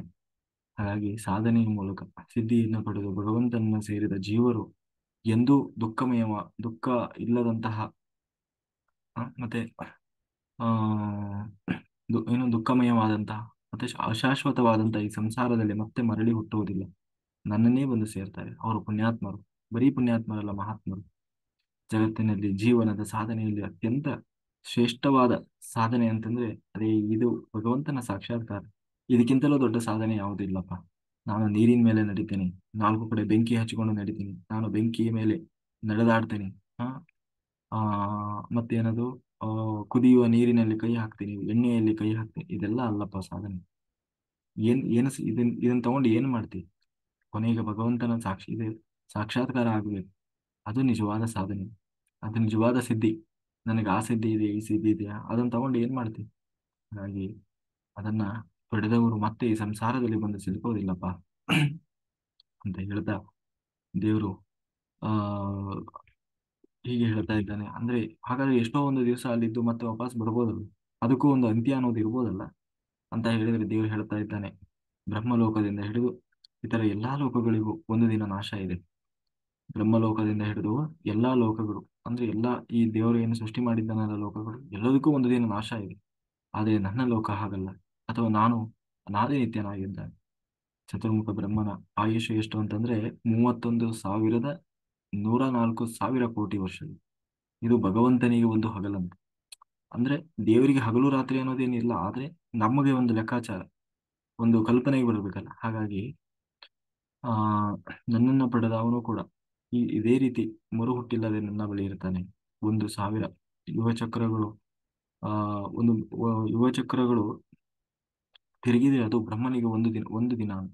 ಬ್ರಹ್ಮನ ಒಂದು ದಿನ ಯುಗಚಕ್ರ ಅಂತಂದ್ರೆ, ಈಗ ಕಲಿಯುಗ, ಸತ್ಯಯುಗ, ತ್ರೇತಾಯುಗ, ದ್ವಾಪರಯುಗ, ಕಲಿಯುಗ, ಈ 4 ಯುಗಗಳು ಕಳೆದ್ರೆ ಅದು ಒಂದು ಯುಗಚಕ್ರ ಅಂತ. ಇಂತಹ 1,000 ಯುಗಚಕ್ರಗಳು ತಿರುಗಿದ್ರೆ ಏನು ಚತುರ್ಮುಖ ಬ್ರಹ್ಮನಿಗೆ ಒಂದು ದಿನ ಅಂತ. ಹಾಗೆ ಈ ರೀತಿ ಹಾಗಾಗಿ ಬ್ರಹ್ಮನ ವಯಸ್ಸು ಎಷ್ಟು ಅಂತಂದ್ರೆ, ಅಥವಾ ಚತುರ್ಮುಖ ಬ್ರಹ್ಮನ ವಯಸ್ಸು ಅಥವಾ ಸತ್ಯಲೋಕದ ಆಯಸ್ಸು ಎಷ್ಟು ಅಂತಂದ್ರೆ 100 ವರ್ಷ. ಮತ್ತೆ ಈಗ ಚತುರ್ಮುಖ ಬ್ರಹ್ಮನ ವಯಸ್ಸು ಎಷ್ಟು? 51 ವರ್ಷ. ಅಂದ್ರೆ 1 ವರ್ಷ ಆಗ್ಬೇಕು ಅಂತಂದ್ರೆ, ಅಲ್ಲ, ಒಂದು ದಿನ ಆಗಬೇಕು ಅಂತಂದ್ರೆ ಎಷ್ಟು? 1,000 ಯುಗಚಕ್ರಗಳು ಉರುಳಿದ್ರೆ ಒಂದು ದಿನ ಆಗ್ತದೆ. ಹಾಗಾಗಿ ಈ ಬ್ರಹ್ಮದೇವರಿಗೆ ಈಗ 51 ವರ್ಷ ನಡೀತಾ ಇದೆ. ಆದ್ರೆ ಅವರ ಆಯಸ್ಸು ಎಷ್ಟು? 100 ವರ್ಷ. ಹಾಗಾಗಿ ಪ್ರಳಯದಲ್ಲಿ 3 ವಿಧಗಳಿದ್ದಾವಪ್ಪ: ಮನ್ವಂತರ ಪ್ರಳಯ, ದಿನ ಪ್ರಳಯ, ಮಹಾಪ್ರಳಯ ಅಂತ. ಈ ಮನ್ವಂತರ ಪ್ರಳಯ ಅಂತಂದ್ರೆ ಒಂದೊಂದು ಮನ್ವಂತರಕ್ಕೂ ಆ ಏನು ಪ್ರಳಯಗಳಾಗ್ತದೆ. ಒಂದು ಮನ್ವಂತರ ಅಂತಂದ್ರೆ 72 ಬಾರಿ ಯುಗ ಚಕ್ರಗಳು ತಿರುಗಿದ್ರೆ ಅವಾಗ ಅದು ಒಂದು ಮನ್ವಂತರ ಅಂತ ಕರೀತಾರೆ. ಆ ಮನ್ವಂತರದಲ್ಲಿ ಏನಾಗ್ತದೆ ಅಂತಂದ್ರೆ ಇಡೀ ಭೂಮಿ ನಾಶ ಆಗೋಲ್ಲ, ಬದಲಾಗಿ ಏನಾಗ್ತದೆ ಆ ಒಂದು ನಾಗರಿಕತೆ ಅನ್ನೋದು ನಾಶವಾಗ್ತದೆ. ಸಂಪೂರ್ಣವಾಗಿ ನಾಗರಿಕತೆ ನಾಶ ಆಗಿ ಹೊಸ ನಾಗರಿಕತೆ ಸೃಷ್ಟಿಯಾಗ್ತದೆ ಪ್ರತಿಯೊಂದು ಮನ್ವಂತರದಲ್ಲಿ ಅಥವಾ ಮನ್ವಂತರ ಪ್ರಳಯದಲ್ಲಿ. ಆ ದಿನ ಪ್ರಳಯ ಅನ್ನೋದು ಅಂದ್ರೆ ಚತುರ್ಮುಖ ಬ್ರಹ್ಮನ ಒಂದು ರಾತ್ರಿ. ಅಂದರೆ ಪ್ರತಿ 432 ಕೋಟಿ ವರ್ಷಗಳಿಗೆ ಒಮ್ಮೆ ದಿನ ಪ್ರಳಯ ನಡೀತದಂತೆ. ಈ ಪ್ರಳಯದಲ್ಲಿ ಭೂಮಿ ಪೂರ್ಣವಾಗಿ ನಾಶವಾಗ್ತದಂತೆ. ಪೂರ್ಣವಾಗಿ ನಾಶ ಆಗಿ ಪುನಃ ಸೃಷ್ಟಿಯಾಗ್ತದೆ. ಆದ್ರೆ ಮಹಾಪ್ರಳಯ ಅಂತ ಇರ್ತದೆ. ಮಹಾಪ್ರಳಯ ಅಂತಂದ್ರೆ ಪ್ರತಿ 31,104,000 ಕೋಟಿ ವರ್ಷಕ್ಕೆ ಒಮ್ಮೆ ಈ ಪ್ರಳಯ ನಡೀತದೆ. ಈ ಪ್ರಳಯದಲ್ಲಿ ಸತ್ಯಲೋಕದಿಂದ ಹಿಡಿದು ಎಲ್ಲಾ ಲೋಕಗಳು ಕೂಡ ಸೂಕ್ಷ್ಮಾತಿ ಸೂಕ್ಷ್ಮ ಪರಮಾಣುವಿನ ಹಾಗೆ ಎಲ್ಲವೂ ನಾಶವಾಗಿ ಹೋಗ್ತವೆ. ಅಂದ್ರೆ ತಮ್ಮ ಮೂಲ ಸ್ವರೂಪಕ್ಕೆ ಹೋಗ್ತವೆ. ಅಂದ್ರೆ ಪಂಚಭೂತಗಳು ಅಂತೀವಲ್ಲ ಹಾಗೆ. ಅಂದ್ರೆ ಆಕಾರ ಅನ್ನೋದು ಇರಲ್ಲ, ಸಂಪೂರ್ಣವಾಗಿ ಎಲ್ಲವೂ ಲೀನವಾಗಿ ಹೋಗ್ತವೆ. ಹೀಗೆ ಮಹಾಪ್ರಳಯ ಕಾಲದಲ್ಲಿ ಅವ್ಯಕ್ತನಾದಂತಹ ಭಗವಂತ ವ್ಯಕ್ತನಾಗಿರುವ ಈ ಪ್ರಪಂಚದಲ್ಲಿ ಪರಮಾಣುವಿನ ರೂಪದಲ್ಲಿ ಸೇರಿಕೊಂಡಿರ್ತಾನೆ. ಪುನಃ ಸೃಷ್ಟಿಕಾಲದಲ್ಲಿ ಮರಳಿ ಸೂಕ್ಷ್ಮ ರೂಪದಿಂದ ಸ್ಥೂಲ ರೂಪವನ್ನು ಪಡೆದು ವ್ಯಕ್ತವಾಗ್ತವೆ ಅಂತ ಹೇಳ್ತಾ ಮತ್ತೆ ದೇವರು ಇದೇ ರೀತಿ ಸೃಷ್ಟಿ ಮಾಡ್ತಾನೆ. ಅಲ್ಲಿಯವರೆಗೂ ಆ ಸೃಷ್ಟಿ ಒಂದು ಆಕಾರ ಅನ್ನೋದೇ ಇರೋಲ್ಲ, ಎಲ್ಲವೂ ಸುತ್ತುತ್ತಾ ಇರ್ತವೆ. ಹಾಗಾಗಿ ಸೃಷ್ಟಿಯ ಮೂಲದ್ರವ್ಯ ಎಂದೂ ಬದಲಾಗುವುದಿಲ್ಲ. ಪಂಚಭೂತಗಳು ಮರಳಿ ಸೃಷ್ಟಿ ಸಂಹಾರ ಚಕ್ರದಲ್ಲಿ ಸುತ್ತುತ್ತಾ ಇರ್ತವಂತೆ. ಅಂದ್ರೆ ಇವೆಲ್ಲವೂ ಏನಂತ, ಉದಾಹರಣೆಗೆ ಒಂದು ಒಂದು ಮಡಿಕೆ ಇದೆ. ಈ ಮಡಿಕೆಯಲ್ಲಿ ಪಂಚಭೂತಗಳಿದ್ದಾವೆ, ಆಯ್ತಾ. ಪಂಚಭೂತಗಳನ್ನ ಬಳಸಿಕೊಂಡು ಒಂದು ಮಡಿಕೆ ಮಾಡಿದ್ದಾರೆ. ಅದನ್ನ ಲಾಸ್ಟಿಗೆ ನಾಶ ಮಾಡಿದ್ರೆ ಏನಾಗ್ತದೆ? ಪುನಃ ತನ್ನ ಮೂಲ ಸ್ಥಿತಿಗೆ ಹೋಗ್ತದೆ ಅಲ್ವಾ. ಹಾಗೆ ಇಲ್ಲಿರೋ ಈ ನಿರ್ಮಾಣ ಸ್ಥಿತಿಯಲ್ಲಿ ಎಲ್ಲವೂ ನಾಶವಾದ್ಮೇಲೆ ಏನೋ ಬರೀ ಮಣ್ಣು ಮಣ್ಣು ಉಳಿತದೆ, ಅಥವಾ ಅದರ ಮೂಲ ಸ್ವರೂಪ ಏನಿದೆ, ಐದೇ ಪಂಚಭೂತಗಳು ಅಂತ ನಾವು ಹೇಳಿದ್ವಿ, ಆ ಮೂಲ ಸ್ವರೂಪಕ್ಕೆ ತಿರುಗ್ತದೆ. ಅಂದ್ರೆ ಭೂಮಿ ಅನ್ನೋ ಒಂದು ಆಕಾರ ಇರಲ್ಲ, ಏನೂ ಇರಲ್ಲ. ಇವೆಲ್ಲ ಸುಮ್ಮನೆ ಒಂದು ಚಕ್ರದಲ್ಲಿ ತಿರುಗ್ತಾ ಇರ್ತಾವಂತೆ ಈ ಬ್ರಹ್ಮಾಂಡದಲ್ಲಿ. ಹ್ಮ್ ಆ ಚಕ್ರದಲ್ಲಿ ಮೋಕ್ಷ ಯೋಗ್ಯವಲ್ಲದ ಅನಂತ ಜೀವರಾಶಿಗಳು ಕೂಡ ಸುತ್ತಾ ಇರ್ತಾವಂತೆ. ಆದ್ರೆ ಯಾರು ಮೋಕ್ಷವನ್ನ ಹೊಂದಿರ್ತಾರೆ, ಯಾರು ದೇವರನ್ನ ಸೇರಿರ್ತಾರೆ, ಅವರು ಮಾತ್ರ ಭಗವಂತನ ಒಳಗೆ ತಾವು ಏನೋ ನೆಲೆಸಿರ್ತಾರೆ ಅಂತ ಹೇಳ್ತಾ ಎಲ್ಲರೂ ಹೋಗಿ ಹಾಗಾಗಿ ಎಲ್ಲರೂ ಹೋಗಿ ಸೇರಬೇಕಾದಂತಹ ಸರ್ವಶ್ರೇಷ್ಠ ಸ್ಥಾನ. ಹಾಗಾಗಿ ಅದನ್ನೇ ಎಂದೂ ನಾಶವಿಲ್ಲದ ಸರ್ವವ್ಯಾಪಿಯಾಗಿರುವವನು, ಯಾರು ಏನು ಬಯಸಿದರೂ ಅದನ್ನು ಕೊಡತಕ್ಕವನು, ಸರ್ವಸಮರ್ಥ, ಇಂದ್ರಿಯಗಳ ಅನುಭವ ಕೊಡುವವ, ಸಮಸ್ತ ಶಬ್ದವಾಚ್ಯನಾದಂತಹ ಆ ಭಗವಂತ, ಅವನನ್ನ ಸೇರಿದರೆ ಮತ್ತೆ ಮರಳಿ ಸಂಸಾರದಲ್ಲಿ ಹುಟ್ಟಬೇಕಾಗಿಲ್ಲ. ಹಾಗಾಗಿ ಈ ಈ ಬ್ರಹ್ಮಾಂಡ ಏನು ಪಿಂಡಾಂಡವೆಂಬ ಪುರದಲ್ಲಿದ್ದು ಎಲ್ಲವನ್ನ ನಿಯಂತ್ರಿಸುವ ಭಗವಂತ ಅಂತ ಹೇಳಿ ಆ ದೇವರಲ್ಲಿ ಮನಸ್ಸಿಟ್ಟವನಾಗಿ ಸದಾ ಭಕ್ತಿ ಇಲ್ಲದೆ ಯಾವ ಕರ್ಮದಿಂದಲೂ ಆತನನ್ನ ಸೇರ್ಲಿಕ್ಕೆ ಸಾಧ್ಯ ಇಲ್ಲ. ಹಾಗಾಗಿ ಭಗವಂತನ ಸಾಕ್ಷಾತ್ಕಾರ ಅಥವಾ ಮೋಕ್ಷಕ್ಕೆ ಏಕಮಾತ್ರ ಸಾಧನ ಅನನ್ಯವಾದ ಏಕಭಕ್ತಿ. ಏಕಭಕ್ತಿ ಅಂತಂದ್ರೆ ಎಲ್ಲರೊಳಗೂ ಎಲ್ಲಾ ದೇವತೆಗಳಿಗೂ ದೇವರನ್ನೇ ಕಾಣುವುದು. ಹಾಗಾಗಿ ಪ್ರಳಯ ಕಾಲದಲ್ಲಿ ಎಲ್ಲವನ್ನೂ ತನ್ನ ಒಡಲಿನಲ್ಲಿ ಇಟ್ಟುಕೊಂಡು ಸೃಷ್ಟಿಸಿ ರಕ್ಷಿಸಿ ಸೃಷ್ಟಿಕಾಲದಲ್ಲಿ ಅಂತರ್ಯಾಮಿಯಾಗಿದ್ದು ಮಾಡಬೇಕಾದ ಕಾರ್ಯವನ್ನು ಮಾಡಿಸಿ ಅನುದಿನ ಅನಂತ ಕಾಲದಲ್ಲಿ ಒಳಗು ಹೊರಗು ತುಂಬಿ ರಕ್ಷಣೆ ಮಾಡುವ ಆ ಭಗವಂತನನ್ನ ನಿರಂತರವಾಗಿ ಪ್ರೀತಿಸ್ತಾ ಇರು. ಹೀಗೆ ಕೊನೆಗಾಲದಲ್ಲಿ ದೇಹತ್ಯಾಗ ಮಾಡುವಾಗ ಭಗವಂತನ ಧ್ಯಾನ ಹೇಗೆ ಮಾಡ್ತಾ ಮಾಡ್ತಾ ಆ ಏನು ದೇವರನ್ನ ಬಂದು ಸೇರ್ತೀಯ ಅಂತ ಹೇಳ್ತಾ, ಹಾಗಾದ್ರೆ ಈಗ ದೇಹ ಬಿಡೋದು ಹೇಗೆ ಅಂತ ದೇವರು ಹೇಳಿದ. ಆದ್ರೆ ದೇಹ ಬಿಟ್ಟ ಮೇಲೆ ಆ ಜೀವ ದೇವರನ್ನ ಹೇಗೆ ಹೋಗಿ ಸೇರ್ತಾನೆ? ಅದಕ್ಕೆ ದೇವರು ಹೇಳ್ತಾ ಇದ್ದಾನೆ, ಶರೀರವನ್ನು ಯಾವಾಗ ತ್ಯಾಗ ಮಾಡಿದ, ಅಂದ್ರೆ ಬ್ರಹ್ಮರಂಧ್ರವನ್ನ ಒಡೆದು ಯಾವಾಗ ಹೊರಗೆ ಬಂದ, ಆ ಜೀವನನ್ನ ಆ ಕೂಡಲೇ ಆ ಜೀವನನ್ನ ಆ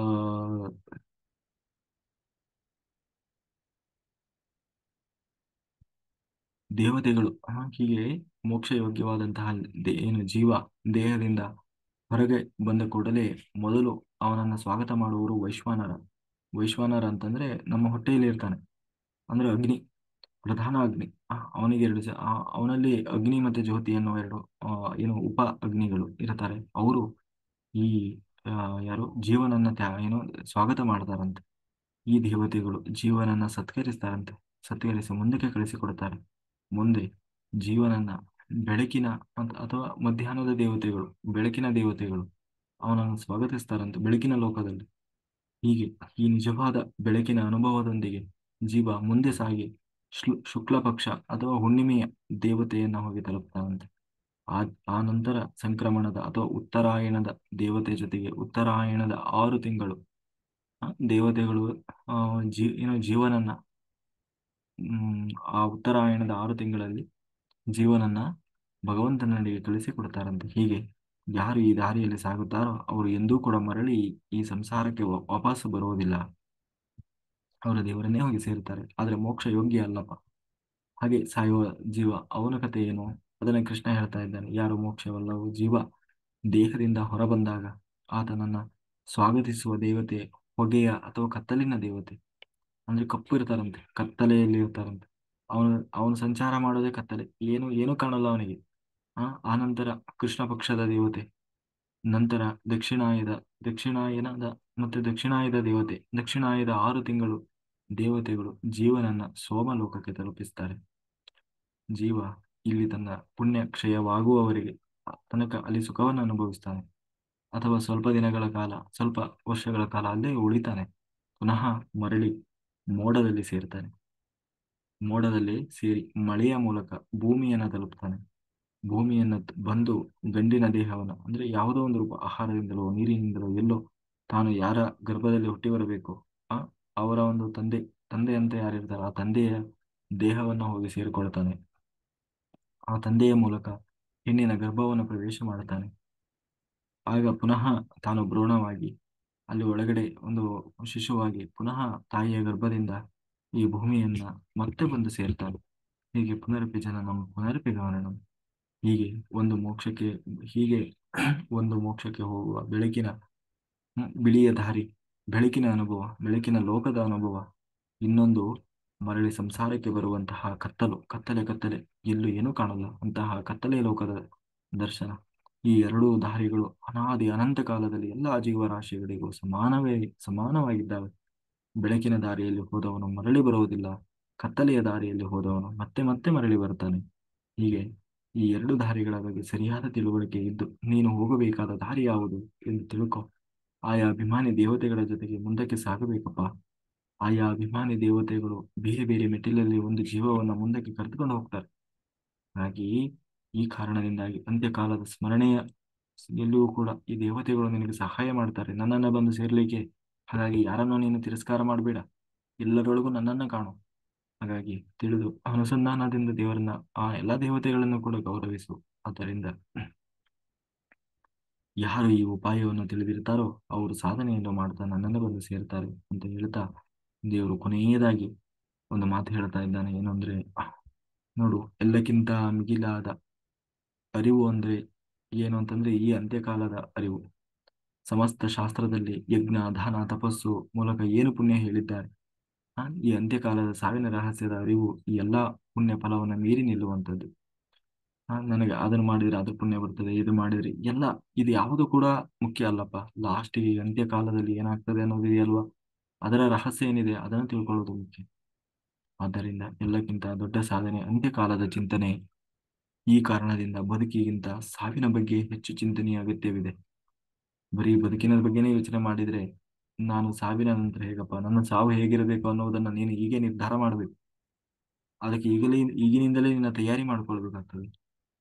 ಸಾವು ಅಮಂಗಳವಲ್ಲ, ಸಾವು ಅನ್ನುವುದು ಭಯಾನಕ ಅಲ್ಲ, ಸಾವು ಅನ್ನುವುದು ದುಃಖಮಯ ಅಲ್ಲ.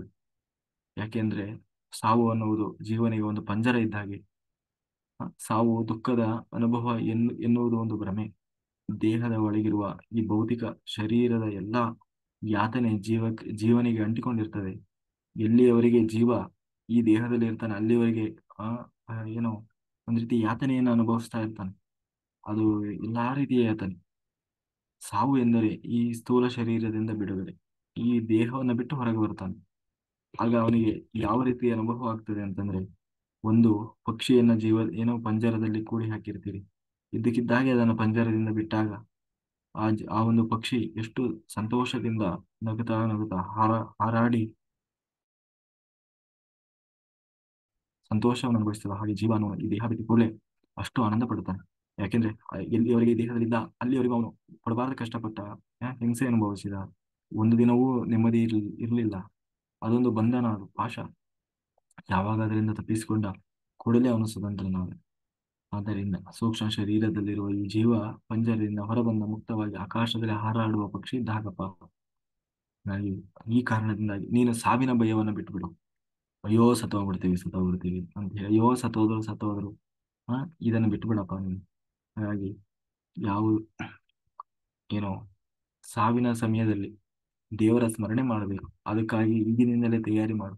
ಆ ದೇವತಾ ಅನುಸಂಧಾನವನ್ನು ನಿರಂತರವಾಗಿ ನಮ್ಮ ಬದುಕಿನಲ್ಲಿ ಅಳವಡಿಸಿಕೊ. ಹಾಗಾಗಿ ಪ್ರತಿಯೊಂದು ಕ್ಷಣ ಕ್ಷಣವೂ ಕೂಡ ದೇವರ ಚಿಂತನೆ ಮಾಡು. ಕೊನೆಗಾಲದಲ್ಲೂ ಕೂಡ ಆ ದೇವರ ಚಿಂತನೆಯನ್ನು ಮಾಡು. ಈಗ ನನ್ನೇ ಬಂದು ಸೇರ್ತಿ, ಅದು ಬಿಟ್ಟು ಸತ್ತೋಗ್ತೀನಿ ಸತ್ತೋಗ್ತೀನಿ ಅಥವಾ ಸಾಯ್ತಾರೆ ಸಾಯ್ತಾರೆ ಅನ್ನುವ ಭ್ರಮೆಯಲ್ಲಿ ಬೀಳಬೇಡ ಅಂತ ಹೇಳಿ ಕೃಷ್ಣ 8ನೇ ಅಧ್ಯಾಯವನ್ನು ಪರಿಸಮಾಪ್ತಿ ಮಾಡಿದ. ಕಾಯೇನ ವಾಚ ಮನಸೇಂದ್ರಿಯೈರ್ವಾ ಬುದ್ಧ್ಯಾತ್ಮನಾವ ಪ್ರಕೃತೇ ಸ್ವಭಾವತ್ ಕರೋಮಿ ಯದ್ಯಸ್ಯ ಪರಂ ಪರಸ್ಮೈ ನಾರಾಯಣಾಯೇತಿ ಸಮರ್ಪಯಾಮಿ. ನನ್ನೊಳಗೆ ಹರಿವಾಯು ಗುರುಗಳು ನಿಂತು ಏನು ಹೇಳಿಸಿದರೂ ಅಷ್ಟು ಹೇಳುವ ಒಂದು ಪ್ರಾಮಾಣಿಕ ಪ್ರಯತ್ನ ಮಾಡಿದ್ದೇನೆ. ಇದರಲ್ಲಿ ಏನೇ ಲೋಪದೋಷ ಇದ್ದರೂ ಅದು ನನ್ನ ತಪ್ಪಿನಿಂದ ಬಂದ ಸುಜ್ಞಾನವೆಲ್ಲವೂ ಅದು ಭಗವಂತನ ನುಡಿ ಅಂತ ಹೇಳ್ತಾರೆ. ಇಲ್ಲಿವರೆಗೆ ಜೂಮಲ್ಲಿ ಮತ್ತೆ ಯೂಟ್ಯೂಬಲ್ಲಿ ವೀಕ್ಷಣೆ ಮಾಡಿದಂತಹ ಎಲ್ಲಾ ಧ್ಯಾನಯೋಗಿ ಬಂಧುಗಳಿಗೆ ಅನಂತ ಕೋಟಿ ಧನ್ಯವಾದಗಳು. ಸರ್ವಂ ಶ್ರೀಕೃಷ್ಣಾರ್ಪಣಮಸ್ತು. ನಾಹಂ ಕರ್ತ ಹರಿಕರ್ತ. ಮಾಸ್ಟರ್ಸ್ ಏನಾದರೂ ಯಾರಿಗಾರು ಡೌಟ್ಸ್ ಇದ್ರೆ ಹ್ಯಾಂಡ್ ಮಾಡಿ. ಹಾ, ಆಯ್ತಾ? ಇದನ್ನೆಲ್ಲ ನೀವು ಬರೀ ಕೇಳೋದಲ್ಲ, ಏನಾದ್ರೂ ಸ್ವಲ್ಪ ನೋಟ್ ಮಾಡಿ ಇಟ್ಕೊಳ್ಬೇಕು. 20 ನಿಮಿಷ 20 ನಿಮಿಷ ಧ್ಯಾನ ಮಾಡೋಣ, ದೀಪ ಹಚ್ಕೊಳ್ರಿ ಅಂತ ಹೇಳ್ತೇನೆ. ಅವರು ಬೆಳಗ್ಗೆವರೆಗೂ ಹಚ್ಕೊಂಡಿರ್ಬೇಕಾ ಅಂತ ಕೇಳ್ತಾರೆ. ಏನ್ ಹೇಳೋಣಪ್ಪ ಅವರಿಗೆ? ಆಮೇಲೆ ಇನ್ನೊಬ್ರು ಯಾರೋ ಕೇಳ್ತಾರೆ, ಹ್ಮ್ ಕಣ್ಣು ಹಂಗಾರೆ ಕಣ್ಣು ಬೆಳಗ್ಗೆವರೆಗೂ ಕಣ್ಣು ಬಿಟ್ಕೊಂಡು ಧ್ಯಾನ ಮಾಡ್ಬೇಕಾ? ಅಲ್ಲ, ಬೆಳಗ್ಗೆವರೆಗೂ ಕಣ್ಣು ಬಿಟ್ಕೊಂಡು ಅದೇಂಗ್ ಧ್ಯಾನ ಮಾಡ್ತಾರೆ? ಆಮೇಲೆ ಹಿಂಗೆ ಯಪ್ಪ, ಇಷ್ಟು ಚೆನ್ನಾಗಿ ಹೇಳಿದ್ರು. ಆತರ ಸಣ್ಣ ಪುಟ್ಟ ತಪ್ಪುಗಳು ಇದ್ರೆ ಕೇಳ್ಬಿಡ್ಬೇಕು ಅಲ್ವಾ? ಆ ಏನು ಹ್ಯಾಂಡ್ ಮಾಡಿ, ಇಲ್ಲ ಇಲ್ಲಿ ಚಾಟ್ ಬಾಕ್ಸ್ ಅಲ್ಲಿ ಏನೋ ಒಂದು ಹಾಕಿ. ಅದು ಬಿಟ್ಟು ಅವರೇ ಇಟ್ಕೊಂಡು ತಪ್ಪಿನ ಮೇಲೆ ತಪ್ಪು ಮಾಡ್ತಾ ಹೋಗ್ಬಾರ್ದು ಮತ್ತೆ ಮತ್ತೆ. ಹ್ಮ್ ಹಾಗಾಗಿ ಮಾಡಿ. ಯಾರಾದ್ರೂ ಮಾಸ್ಟರ್ಸ್ ಹೊಸಬ್ರು ಜಾಯ್ನ್ ಆಗಿದ್ರೆ ಯೂಟ್ಯೂಬ್ ಅಲ್ಲಿ ಎಲ್ಲರೂ ಯೂಟ್ಯೂಬಿಗೆ ಹೋಗ್ಬಿಟ್ರ ಅಂತ. ಹ್ಮ್ ಹಂಗಾಗಿ ಯಾರಾದ್ರೂ ಹೊಸಬ್ರು ಜಾಯ್ನ್ ಆಗಿದ್ರಿ, ಓ ಹೌದಪ್ಪ, ಯೂಟ್ಯೂಬ್ ಅಲ್ಲೇ 30 ಜನ ಇದ್ದಾರೆ, 25.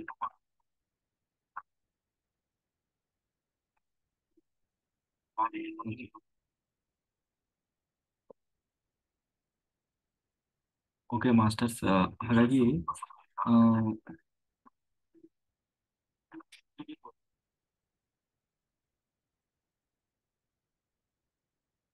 ಎಲ್ಲರೂ ಚೇರ್ ಮೇಲೆ ಕುತ್ಕೊಂಡು ಧ್ಯಾನ ಮಾಡಿ, ಆಯ್ತಾ? ಆ ತುಂಬಾ ನಿದ್ದೆ ಬರ್ತಾ ಇದೆ ಅಂತ ಅನಿಸಿದ್ರೆ, ಆ ತುಂಬಾ ನಿದ್ದೆ ಬರ್ತಾ ಇದೆ ಅಂತ ಅನಿಸಿದ್ರೆ ಏನು, ಚೇರ್ ಬಿಟ್ಟು ಇಳಿಬಾರ್ದು, ಹೋಗಿ ಮಲ್ಕೊಳ್ಳೋದಲ್ಲ. ಆ ಯೋಗ ನಿದ್ರೆ ಪ್ರಾಕ್ಟೀಸ್ ಮಾಡಬೇಕು. ಈಗ ನೋಡಿ, ಎಷ್ಟೋ ಜನ ಏನು ಅಂತಂದ್ರೆ, ನೀವು ಬೆಡ್ ಮೇಲೆ ಮಲಗಿದ್ರು ಕೂಡ ಅಷ್ಟು ನಿದ್ದೆ ಬರಲ್ಲ, ಆಯ್ತಾ? ಅಥವಾ ಒಂದು 3-4 ತಾಸು ನಿದ್ದೆ ಬರ್ಬೋದು. ಒಂದು ಸಾರಿ ಎಚ್ಚರ ಆಯ್ತು ಅಂದ್ರೆ ಮತ್ತೆ ಮಲಗಿದ್ರೂ ನಿದ್ದೆ ಬರಲ್ಲ. ಅದೇ ನೀವು ರಾತ್ರಿ ಇಡೀ ಧ್ಯಾನ ಕೂತ್ಕೊಳ್ಳಿ, ಕಣ್ಣು ಓಪನ್ ಮಾಡಕ್ ಆಗದೆ ಇರೋಷ್ಟು ಫುಲ್ ಡೀಪ್ ಹೋಗೋರಿದ್ದಾರೆ, ಆಯ್ತಾ? ನೀವು ಕಣ್ಣು ಓಪನ್ ಮಾಡಿದ್ರು, ಇಲ್ಲಿ ನಾವು ಈ ಧ್ಯಾನ ಸ್ಟಾರ್ಟ್ ಮಾಡಿ ವಾಯ್ಸ್ ಕೇಳ್ತದ ಏನೇ ಕೆಲವ್ರು ಹೇಳ್ತಾ ಇದ್ರು, ಆ ವಾಯ್ಸ್ ಕೇಳ್ತಾ ಕೇಳ್ತಾನೆ ಫುಲ್ ಹೋಗ್ಬಿಡ್ತೀವಿ. ಎಷ್ಟು ಎಚ್ಚರ ಇರ್ಬೇಕಂದ್ರೂ ಆಗಲ್ಲ, ಊಟ ಎಲ್ಲ ಬಿಟ್ರು ನಮ್ಗೆ ಇರ್ಲಿಕ್ಕೆ ಆಗ್ತಿಲ್ಲ ಅಂತ ಹೇಳಿ. ಹಾಗೆ ಅಂದ್ರೆ ಅಷ್ಟು ಅದು ಎನರ್ಜಿ, ಅದು ಅಷ್ಟು ಶಕ್ತಿ ಇರ್ತದೆ. ನೀವು ಮಲಗಿದ್ರು ಕೂಡ ಅಷ್ಟು ಎನರ್ಜಿ ತಗೊಳ್ಲಿಕ್ಕೆ ಆಗೋಲ್ಲ. ಆ ಶೈಲೇಜಾ ಮಾಸ್ಟರ್, ಹ್ಯಾಂಡ್ ರೈಸ್ ಮಾಡಿದ್ದೀರಿ, ಅನ್ಮ್ಯೂಟ್ ಮಾಡಿ. ನಮಸ್ತೆ ಸರ್. ನಾನು ಊರಿಗೆ ಬಂದಿದ್ದೇನೆ, ಹಾಗಾಗಿ ಇವತ್ತು ಪ್ರಾರಂಭದಿಂದ ಕೇಳಲಿಕ್ಕೆ ಆಗಲಿಲ್ಲ. 10:30ಯಿಂದ ನಂತರ ಕೇಳಿದೆ. ದಿನ ತುಂಬಾ ಚೆನ್ನಾಗಿ ಬರ್ತಾ ಇದೆ ನಿಮ್ಮ ಕ್ಲಾಸು. ನಂದಲ್ಲ ಹಾಗೆ ಅದು, ಕೃಷ್ಣನದೆಲ್ಲ. ಆದ್ರೂ ನೀವು ಯಾವ ತರ ಇಷ್ಟೆಲ್ಲ ಜ್ಞಾನವನ್ನು ಪಡ್ಕೊಂಡಿದ್ದೀರಲ್ಲ, ಅದು ತುಂಬಾ ಆಶ್ಚರ್ಯ ಆಗ್ತಾ ಇದೆ. ಈ ನನ್ನ ತುಂಬಾ ವಿಷಯಗಳು ಗೊತ್ತಾಗ್ತಾ ಇದೆ. ತುಂಬಾ ಖುಷಿ ಆಗ್ತಾ ಇದೆ ಸರ್, ಒಳ್ಳೇದಾಗ್ತಾ ಇದೆ. Thank you so much. ಹ್ಮ್. ಅದೇ ದೇವ್ರು ಹೇಳ್ತಾ ಇದ್ದಾನಲ್ಲ, ನೀ ಎಲ್ಲಾ ತಿಳ್ಕೊಂಡು ಲಾಸ್ಟಿಗೆ ಸಾವಿನ ರಹಸ್ಯನ ತಿಳ್ಕೊಳ್ಳಿಲ್ಲ ಅಂದ್ರೆ ಹೌದು. ವೇಸ್ಟ್ ಆಗ್ತದೆ. ಅದಕ್ಕೆ ಅಂದ್ರೆ ಯೋಗಿಗಳು ಆತರ ಯೋಗ ಸಾಧನೆಯಿಂದ ತ್ಯಾಗ ಮಾಡ್ತಾರೆ. ಆದ್ರೆ ಯೋಗಿಗಳಲ್ಲದವರಿಗೂ ಕೂಡ ಸಾಧ್ಯ ಆಗ್ಬೇಕಂತಂದ್ರೆ ನಿನ್ನ ಏನಂತೀವಿ, ಆ ರೋಮದಲ್ಲೂ ಕೂಡ ದೇವರ ಅನುಸಂಧಾನ ಇರಬೇಕು ಅಂತ. ಹೆಂಗೆ ಹ್ಮ್ ನಿಮ್ಮಂತ ಹ್ಮ್. ರೋಮದಲ್ಲೂ ಅದು ನಾವು ದೇವರ ಅನುಸಂಧಾನ ಅಂತ ಹೇಳಿದ್ರೆ ಧ್ಯಾನದಲ್ಲಿ. ನಾವು ಆ ಸ್ಥಿತಿಗೆ ಹೋಗ್ಬೇಕು ಅಂತ ಹೇಳಿ ಅಲ್ವಾ? ಆ ನಾವೇ ದೇವರಾಗುವ ಒಂದು ಆ ಒಂದು ಎ- ಆ, ಆ, ಅದಕ್ಕೆ ಏನ್ ಮಾಡ್ಬೇಕು ಅಂದ್ರೆ ಯಾವಾಗ್ಲೂ ನಾವು ಮಾಡುವ ಪ್ರತಿಯೊಂದರಲ್ಲೂ ದೇವರ ಚಿಂತನೆ ಅಂತಂದ್ರೆ, ಉದಾಹರಣೆಗೆ ಈಗ ನಾವು ಹ್ಮ್ ತೇಗ್ತೀವಿ, ಆಗ ಕೃಷ್ಣ ಅನ್ನೋದು. ಆಕಳಿಸ್ತೀವಿ, ಕರೆಕ್ಟ್. ಅಲ್ಲೂ ಹಾ ಹೌದೌದು. ಕೃಷ್ಣ ಅನ್ನೋದು. ಬಿದ್ವಿ, ಏನೋ ಜಸ್ಟ್ ಸ್ಕಿಡ್ ಆಯ್ತು, ಅಯ್ಯೋ ಅಪ್ಪ ಅಮ್ಮ ಅನ್ನೋದಕ್ಕಿಂತ ಅಲ್ಲಿ ದೇವರ ಹ್ಮ್. ಚಿಂತನೆ. ಈಗ ಹೌದೌದು. ನೆನಪು ಮಾಡೋದು. ಇದನ್ನ ನಾ ಒಂದ್ಸರಿ ಉದಾಹರಣೆನೇ ಹೇಳಿದ್ದೆ.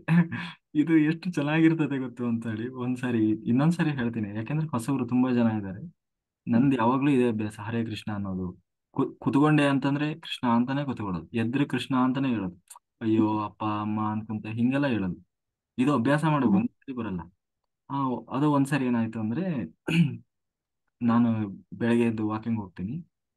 ಅಲ್ಲ ರನ್ನಿಂಗ್ ಮುಗಿಸಿ ಫುಲ್ ವರ್ಕೌಟ್ ಮಾಡಿ ಬಂದು ಕೂತಿದ್ದೀನಿ. ಇನ್ನೇನ್ ಬಂದು ಕೂರ್ಬೇಕಲ್ಲ, ಶೂ ಬಿಚ್ಚಬೇಕಲ್ಲ, ಅವಾಗ ಕೂರುವಾಗ ಜೋರು ಕೃಷ್ಣ ಅಂತ ಕೂಗಿದೆ. ಸುಸ್ತಾಗಿದ್ನಲ್ಲ, ಕೃಷ್ಣ ಅಂತ ಕೂತ್ಕೊಂಡೆ. ಕಾಮ್ ಕಾಮಿಡಿ ಏನು ಅಂತಂದ್ರೆ, ನಮ್ಮ ಮನೆ ಓನರ್ ಇದಾರಲ್ಲ, ಅವ್ರ ಹೆಸರು ಕೃಷ್ಣ. ನಾ ಹೊಸ್ದಾಗಿ ಬಂದಿದ್ದೆ, ನನಗೆ ಅವಾಗ ಹೊಸ್ದಾಗಿ ಬಂದಿದ್ದೀನಿ, ನನಗೆ ಇನ್ನೂ ಅವ್ರ ಹೆಸರು ಗೊತ್ತಿಲ್ಲ ಕೃಷ್ಣ ಅಂತ. ಕೊನೆಗೆ ಅವರು ಪಕ್ಕದಲ್ಲೇ ಇದ್ರು, ಬಂದ್ರು ಅವರು. ಬಂದು ಕರೆದ್ರ ಅಂತ ಬಂದ್ರು. ಕರೆದ್ರ ಅಂತ ಬಂದ್ರು. ಬಂದ ಕೂಡಲೇ ಏನಾಯ್ತು, ನನಗಿನ್ನೂ ಗೊತ್ತಿಲ್ಲಲ್ಲ ಅವ್ರ ಹೆಸರು ಕೃಷ್ಣ ಅಂತ. ಇಲ್ಲ, ನಾನು ಯಾರು ಕರೀಲಿಲ್ಲ, ನನಗೆ ಗೊತ್ತಿಲ್ಲ, ಇದು ನನಗೆ ಸಹಜ ಇದು, ಕೃಷ್ಣ ಅಂತ ನನಗಿದು ಸಹಜ ಆಗ್ಬಿಟ್ಟಿದೆ. ಆ, ಅವ್ರು ಬಂದ್ರು ಅವಾಗ. ಸೊ ಅವ್ರು ಬಂದ್ರು, ಅವ್ರು ಕೇಳಿದ್ರು, ಹೋದ್ರು, ನಂಗೆ ಗೊತ್ತಿಲ್ಲ. ಆಮೇಲೆ ಯಾವಾಗ್ಲೂ ಇಲ್ಲಿ ನಾನು ಒಳಗೆ ಕುತ್ಕೊಂಡಿರ್ತೀನಲ್ಲ, ಅವಾಗ ಯಾರೋ ಒಬ್ರು ಕರಿತಾ ಇರ್ತಾರೆ ಅವ್ರನ್ನ, ಕೃಷ್ಣ ಕೃಷ್ಣ ಅಂತ ಹೇಳಿ. ಅವ್ರ ಮನೆಯವರು, ಅವ್ರ ಅಮ್ಮ ಅವ್ರ ಯಾರೋ ಕೃಷ್ಣ ಅನ್ನೋರು ಇರ್ಬೋದು ಅಂತ ಅನ್ಕೊಂಡಿದ್ದೆ. ಅವಾಗ ನಾನು ಇಲ್ಲಿ ಒಳಗಡೆ ಬಂದು ಕೂತಾಗ ಇವ್ರು ಯಾಕೆ ಬಂದು ಹಂಗೆ ಕೇಳಿದ್ರು ನನ್ನ ಅಂತ ಒಂದೇ ಸರಿ ಫ್ಲಾಶ್ ಆಯ್ತು. ಓಹೋ, ಇವ್ರ ಹೆಸರು ಕೃಷ್ಣ ಇರ್ಬೇಕು, ನಾನು ಕೃಷ್ಣ ಅಂತ.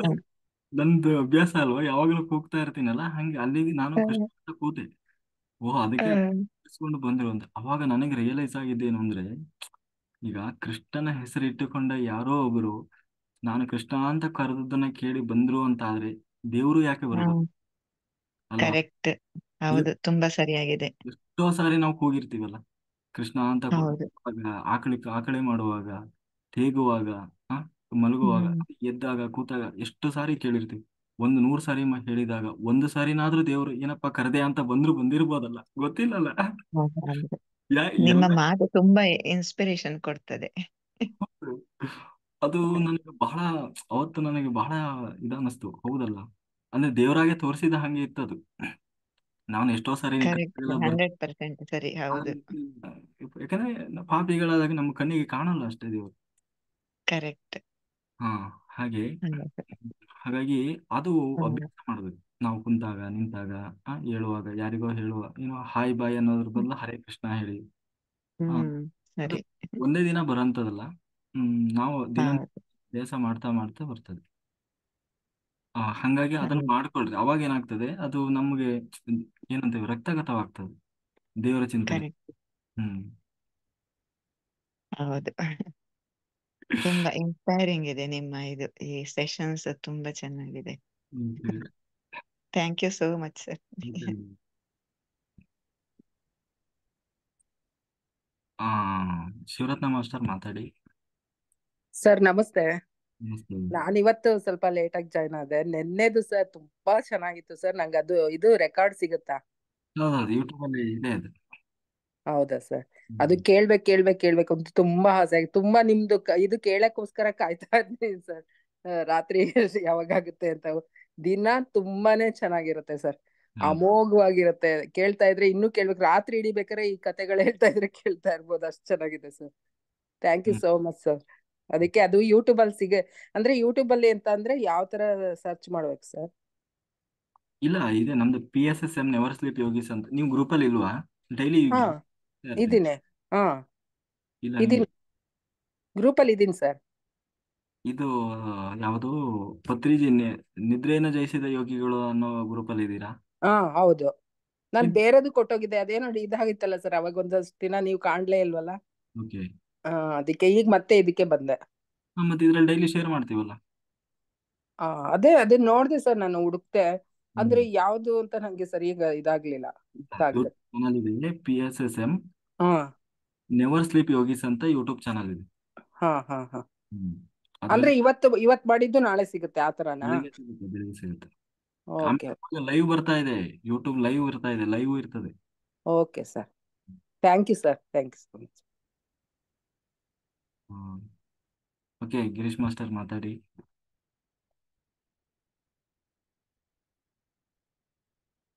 S, hello.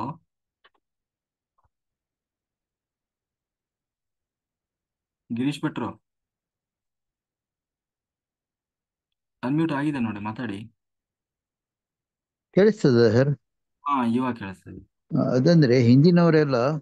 ಕೃಷ್ಣ ರಾಮ ಅದೆಲ್ಲ ಹೇಳ್ತಿದ್ರು. ಯಾಕೆಂದ್ರೆ ದಿನಕ್ಕೆ 5-6 ಸಲ, ಅಟ್ಲೀಸ್ಟ್ 10,000 ಸಲ ಆದ್ರೂ ಕೂಡ ದೇವರ ಹೆಸರು ನಾಮಸ್ಮರಣೆ ಬರಲಿ ಅಂತ. ಹೌದು. ಈಗಿನವ್ರು ಏನೇನೆಲ್ಲ ಹೆಸರಿಡ್ತಾರೆ, ಅದರಲ್ಲಿ ಹಾ. ಏನಿಲ್ಲ. ಏನೇ ಆಕ್ಚುಲಿ ಹಿಂದಿದ್ದು ಕರೆಕ್ಟ್. ಒಂದು ಸೆಕೆಂಡ್, ನಿಮ್ಗೆ ಒಂದು ಸಜೆಷನ್, ನೀವು ಕೃಷ್ಣ ಹ್ಮ್. ಹೇಳೋಕ್ಕಿಂತ ಹರೇ ಕೃಷ್ಣ ಅಂತ ಹೇಳಿವಿ. ಹ್ಮ್. ಆವಾಗ ನಿಮ್ಮ ಓನರ್ ಬರುದಿಲ್ಲ, ಅವಾಗ ಹರೇ ಕೃಷ್ಣ ಅವರ ಹೆಸರಲ್ಲ ಅದು. ಕರೆಕ್ಟ್. ಅಲ್ವಾ? Correct correct. Okay sir, okay okay, thank you. ಅಲ್ಲ ಅದೇ ಹೇಳ್ತೀವಿ ಹರೇ ಕೃಷ್ಣ. ಅದು ಯಾವ್ದು? ಹಾ, ಕರೆಕ್ಟ್ ಇದೆ, ಕರೆಕ್ಟ್ ಇದೆ.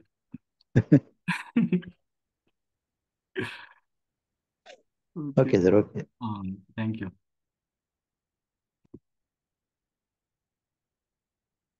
ಓಕೆ ಮಾಸ್ಟರ್, ಬೆಳಿಗ್ಗೆವರೆಗೂ ಮಾಡಿ ಎಲ್ಲರೂ ಆರಾಮ್ಸೆ ಯೋಗ ನಿದ್ರೆ ಮಾಡಿ, ಏನ್ ತೊಂದರೆ ಇಲ್ಲ. ಏನ್ ಕಳ್ಕೊಳ್ಬೇಕಾಗಿಲ್ಲ. ವಿಜಯಲಕ್ಷ್ಮಿ ಮಾಸ್ಟರ್ ಮಾತಾಡಿ. ನಮಸ್ತೆ ಸರ್. ಹಾ ಮೇಡಮ್, ನಮಸ್ತೆ.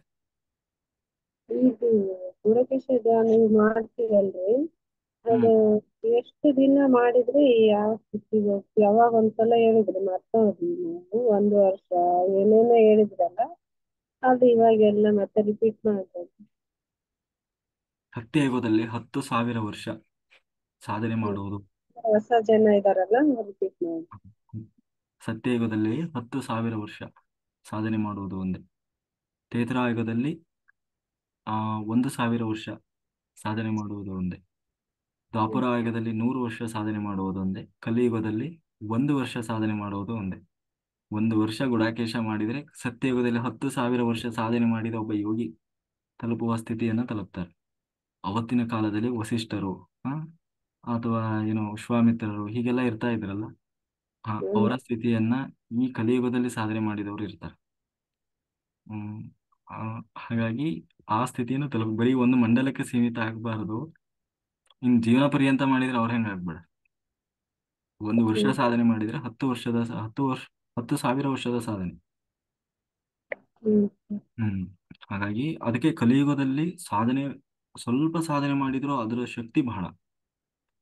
ಅಂದ್ರೆ ನಮಗೆ ಏನಾಗ್ತದೆ ಅಂತಂದ್ರೆ, ಆ ಈ ಕಲಿಯುಗದಲ್ಲಿ ಮತ್ತೆ ಇಷ್ಟೆಲ್ಲ ಮಾಡಿದ್ರು ನಮ್ಮಲ್ಲಿ ಏನು ಅಂತ ದೊಡ್ಡ ಅದ್ಭುತ ಇಲ್ಲಲ್ಲಪ್ಪ, ಎಂತ ದೊಡ್ಡ ದೊಡ್ಡ ಸಿದ್ಧಿಗಳು ಈ ತರದ್ದೆಲ್ಲ ಕಾಣಿಸ್ತಾ ಇಲ್ಲಲ್ಲ ಅಂತಂದ್ರೆ ಅದು ಈ ಯುಗ ಧರ್ಮ. ಅದು ಈ ಯುಗ ಧರ್ಮ, ದೇವರು ಮಾಡಿದ ಯುಗ ಧರ್ಮದಲ್ಲಿ ಕಲಿಯುಗದಲ್ಲಿ ಏನಾಗ್ತದೆ ಅಂದ್ರೆ, ಆ ಏನಂದ್ರೆ ಸಿದ್ಧಿಗಳಿಗೆ ಲಿಮಿಟ್ ಇದೆ. ಯಾರು ಹಾಗೆ ಸಿದ್ಧಿಗಳನ್ನ ತೋರಿಸ್ಲಿಕ್ಕೆ ಅವಕಾಶ ಇಲ್ಲ. ಉದಾಹರಣೆಗೆ ಈಗ ತ್ರೇತಾಯುಗದಲ್ಲಿ ಹನುಮಂತ ಹಾರಿ ಹೋದ, ಅದು ಆ ಯುಗಕ್ಕೆ ಕರೆಕ್ಟ್. ಅದು ಆ ಯುಗದಲ್ಲಿ ಎಲ್ಲರೂ ಹಾರಿ ಹೋಗ್ತಾ ಇದ್ರು. ಯಾಕೆಂದ್ರೆ ವಾಲಿ ನಾ ಏನು ಅವನು 4 ಸಮುದ್ರದಲ್ಲಿ ಸ್ನಾನ ಮಾಡ್ತಾ ಇದ್ನಂತೆ. 4 ದಿಕ್ಕಿಗೆ ಹಾರಿ ಹೋಗಿ 4 ಸಮುದ್ರದಲ್ಲಿ ಸ್ನಾನ ಮಾಡಿ ಬರ್ತಾ ಇದ್ದ ವಾಲಿ.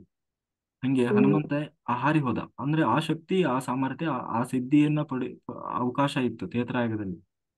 ಅದೇ ಈ ಕಲಿಯುಗದಲ್ಲಿ ಹಾಗೆಲ್ಲ ಅವಕಾಶ ಇಲ್ಲ. ಅಂದ್ರೆ ಯಾಕೆಂದ್ರೆ ಅದು ಕಲಿ ಪ್ರಭಾವ. ಇಲ್ಲಿ ಅಷ್ಟೆಲ್ಲ ನಾವು ಸಿದ್ಧಿ ಗಿದ್ದಿ ಎಲ್ಲ ಕೊಟ್ಟುಬಿಟ್ರೆ ಮುಗ್ದ ಹೋಯ್ತು. ಹಾಗಾಗಿ ಯಾರು ಎಷ್ಟೇ ಸಾಧನೆ ಮಾಡಿದ್ರು ಅದು ಆತ್ಮದೃಷ್ಟಿಯಲ್ಲಿ ಸಾಧನೆ ನಡೀತಾ ಇರ್ತದೆ ಹೊರತು ಹೊರಗಡೆಯಿಂದ ಅದನ್ನ ವ್ಯಕ್ತಪಡಿಸುವಷ್ಟು ಶಕ್ತಿ ಯಾರಿಗೂ ಇರೋಲ್ಲ, ಕೊಡಲ್ಲ ದೇವರು. ಇವನ್ ದೇವತೆಗಳೇ ಇಲ್ಲಿ ಅವತಾರ ಮಾಡಿ ಬರ್ತಾರೆ, ಬಂದ್ರು ಕೂಡ ಅವರು ಕೂಡ ಎಲ್ಲಾ ಸಾಮಾನ್ಯ ಜನರ ಹಾಗೇನೆ ಇರ್ತಾರೆ ಹೊರತು ಅವರು ಈ ರೀತಿ ಹೊಸದಾಗಿ ಪವಾಡಗಳನ್ನ ಮಾಯ ಆಗೋದು ತೋರಿಸೋದು ಇದನ್ನೆಲ್ಲ ಮಾಡ್ಲಿಕ್ಕೆ ಕಲಿಯುಗದಲ್ಲಿ ಅವಕಾಶ ಇರೋಲ್ಲ. ಈಗ ನೋಡ್ರಿ, ಇವರು ಯಾರು, ಆ, ಈಗ ಯಾರು ಮಧ್ವಾಚಾರ್ಯರು ಬೇರೆ ಯಾರು ಅಲ್ಲ, ಹನುಮಂತನೇ ಮಧ್ವಾಚಾರ್ಯರಾಗಿ ಬಂದದ್ದು. ಶಂಕರಾಚಾರ್ಯರು ಶಿವನೇ ಶಂಕರಾಚಾರ್ಯರಾಗಿ, ರಾಮನಾಜಾಚಾರ್ಯರು ಶೇಷನೇ ರಾಮನಾಜಾಚಾರ್ಯರಾಗಿ ಬಂದದ್ದು. ಬಸವಣ್ಣ ಯಾರು, ನಂದೀಶ್ವರನೇ ಬಸವಣ್ಣನಾಗಿ ಬಂದದ್ದು. ಬಸವೇಶ್ವರರು ಮಾಯ ಆಗ್ತಿದ್ರ ಅವರು ಹಾರಿ ಹೋಗ್ತಿದ್ರ. ಹನುಮಂತನಾಗಿ ಬಂದಾಗ ಹಾರಿ ಹೋದ್ರು. ಅದೇ ಮಧ್ವಾಚಾರ್ಯರಾಗಿ ಬಂದಾಗ ಸಾಮಾನ್ಯರ ಹಾಗೇನೆ ಇದ್ರು. ಇರ್ಬೇಕದು, ಅದು ಕಲಿಯುಗದ ಧರ್ಮ. ಅದನ್ನ ದೇವರು ಮಾಡಿದಾನೆ, ಅದನ್ನ ಎಲ್ಲರೂ ಗೌರವಿಸ್ಬೇಕು. ಹಾಗೆ ಇಲ್ಲಿ ಮತ್ತೆ ಅವರು ಅವಾಗ ಸತ್ಯಯುಗದಲ್ಲಿ ಇರೋರು 10,000 ವರ್ಷ ಧ್ಯಾನ ಮಾಡಿದವರು ಆ ತರ ಶಕ್ತಿ ಇತ್ತು, ಮತ್ತೆ ಯಾಕೆ ನಿಮಗಿಲ್ಲ ಅಂತ ಪ್ರಶ್ನೆ ಮಾಡಬಾರ್ದು. ಯಾಕೆಂದ್ರೆ ಇದು ಯುಗ ಧರ್ಮ. ಅಲ್ಲಿ ಅದನ್ನ ವ್ಯಕ್ತಪಡಿಸ್ಲಿಕ್ಕೆ ಅಲ್ಲಿ ಅವಕಾಶ ಇತ್ತು, ಇಲ್ಲಿ ಅದಕ್ಕೆ ವ್ಯಕ್ತಪಡಿಸ್ಲಿಕ್ಕೆ ಅವಕಾಶ ಇಲ್ಲ. ಅದು ಆತ್ಮ ಸ್ಥಿತಿಯಲ್ಲಿ ಆತ್ಮ ಉನ್ನತ ಆ ಸ್ಥಿತಿಯನ್ನ ತಲುಪಿರ್ತದೆ ಅಂತ ನಾವು ಅರ್ಥ ಮಾಡ್ಕೊಳ್ಳೋದಕ್ಕೆ ಹೊರತು ಹೊರಗಡೆಯಿಂದ ಸಿದ್ಧಿ ರೂಪದಲ್ಲಿ ಅನ್ಕೋಬಾರ್ದು. ಈಗ ನೋಡಿ, ಈಗ ನಂದೇ ಈಗ ಎಲ್ಲರೂ ಹೇಳ್ತಾರೆ ನೀವು ಎಷ್ಟು ಸಾಧನೆ ಮಾಡಿದ್ದೀರಿ, ನಿಮ್ದು ಅಷ್ಟು ಶಕ್ತಿ ಇದೆ, ಇಷ್ಟು ಶಕ್ತಿ ಇದೆ. ಅದು ನಂದೇನಾಗಿದೆ ಕತೆ ಅಂದ್ರೆ, ನನ್ನದು ಬೇರೆಯವರಿಗೆ, ನನ್ನ ಶಕ್ತಿ ಬೇರೆಯವರಿಗೆ ವರ್ಕ್ ಆಗ್ತದೆ, ಆದ್ರೆ ನನಗೆ ಪರ್ಸನಲ್ ಆಗಿ ವರ್ಕ್ ಆಗಲ್ಲ ಅದು. ಅರ್ಥ ಆಯ್ತಲ್ಲ? ನಾನು ಬೇರೆಯವರಿಗೆ ಏನ್ ಹೇಳ್ತೇನೆ ಅದು ಸತ್ಯ ಆಗ್ತದೆ, ಹಂಗಂತ ಹೇಳಿ ನನಗಾಗಲ್ಲ ಅದು. ಹ್ಮ್ ಅದಕ್ಕೆ ಹೇಳೋದು ನಾನು ಲೋಕ ಕಲ್ಯಾಣಕ್ಕಾಗಿ ಅಂತ. ನಾವು ಬಂದದ್ದೇ ಲೋಕ ಕಲ್ಯಾಣಕ್ಕಾಗಿ. ಹಂಗಾಗಿ ನಮ್ಮ ಅಂದ್ರೆ ಆಗೋದೇ ಇಲ್ಲ ಅಂತಲ್ಲ, ಆ ಅದು ನನಗಿಂತಲೂ ವರ್ಕ್ ಜಾಸ್ತಿ ಬೇರೆಯವರಿಗೆ ವರ್ಕ್ ಆಗ್ತದೆ. ಹಾಗಾಗಿ ಈಗ ಹಾಗಿರ್ತದೆ. ಅದು ಯಾಕೆ ಏನು ಅಂತ ನಾವು ಇದು ಮಾಡ್ಲಿಕ್ಕೆ ಆಗೋಲ್ಲ. Thank you. ಹಂಗಾಗಿ ಕಂಪೇರ್ ಮಾಡಕ್ ಹೋಗ್ಬಾರ್ದು. ಈಗ ಇಷ್ಟೆಲ್ಲ ಆಗಿದೆ, ನಿಮ್ಗೇನಾಗಿದೆ ತೋರ್ಸ್ರಿ ಅನ್ನಬಾರ್ದು. ಅಲ್ಲ, ನನ್ನ ಶಕ್ತಿ ದೇವರು ಬೇರೆಯವರಿಗೆ ಅಂತಾನೆ ಮೀಸಲಿಟ್ಟಾಗ ನಾನು ಹೆಂಗೆ ಅದನ್ನ ನನ್ನನ್ನ ಯಾಕೆ ಕಂಪೇರ್ ಮಾಡ್ಕೊಂತೀರಿ ಅಲ್ವಾ? ನನ್ನನ್ನ ಕಂಪೇರ್ ಮಾಡ್ಕೊಳಕ್ ಹೋಗ್ಬಾರ್ದು. ಇಷ್ಟೆಲ್ಲ ದಿನ ಸಾಧನೆ ಮಾಡಿದಿರಿ, ನೀವೇನ್ ತಗೊಂಡಿದ್ದೀರಿ, ನೀವೇನು ಎಷ್ಟು ಎತ್ತರಕ್ಕೆ ಏರಿದಿರಿ, ನಿಮಗೇನ್ ಸಿಕ್ಕಿದೆ, ಹಾಗೆಲ್ಲ ಪ್ರಶ್ನೆ ಮಾಡಬಾರ್ದು. ಯಾಕೆಂದ್ರೆ ಆ ಶಕ್ತಿಯನ್ನ ದೇವರು ಬೇರೆಯವರಿಗೆ ಅಂತ ಬಳಸ್ತಾ ಇದ್ದಾನಲ್ಲ, ಅಂದ್ರೆ ಲೋಕ ಕಲ್ಯಾಣಕ್ಕಾಗಿ ಅಂತ ಬಳಸ್ತಾ ಇದ್ದಾನೆ. ಅದು ನನ್ನ ಅನುಭವಕ್ಕೂ ಬಂದಿದೆ. ಹಂಗಾಗಿ ನಾನು ನನ್ನ ಬಗ್ಗೆ ತಲೆ ಕೆಡಿಸ್ಕೊಳ್ಳೋದು ಬಿಟ್ಬಿಟ್ಟೆ. ನನ್ನ ಸಾಧನೆ ನನಗಾಗಿ ಅಲ್ಲ, ಅದು ಲೋಕ ಕಲ್ಯಾಣಕ್ಕಾಗಿ ಅಂತ. ಯಾಕೆಂದ್ರೆ ನಾನು ಯಾರಿಗೆ ಏನ್ ಹೇಳಿದ್ರು ಅದು ನಡೀತದೆ, ಆದ್ರೆ ನನಗೆ ನಡೆಯಲ್ಲ. ನಿಮ್ಗೆ ಗೊತ್ತಾಗ್ಬಿಟ್ಟಿದೆ. ಹಾಗಾಗಿ ನನಗೆ ಏನ್ ಆಗ್ಬೇಕು ಆಗ್ಬಾರ್ದು ಅನ್ನೋದನ್ನ ದೇವರಿದ್ದಾನೆ, ಕೃಷ್ಣ ಇದ್ದಾನೆ ನೋಡ್ಕೊಂತ ಅಲ್ವಾ. ನನ್ನ ಶಕ್ತಿಯಿಂದ ಏನು ಮಾಡ್ಲಿಕ್ಕಾಗ್ತದೆ?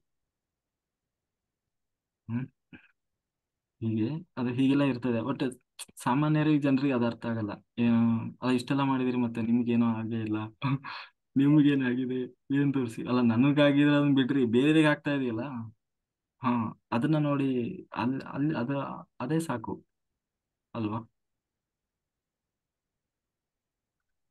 Thank you sir. Okay madam. Yes, Kamala master ಮಾತಾಡಿ.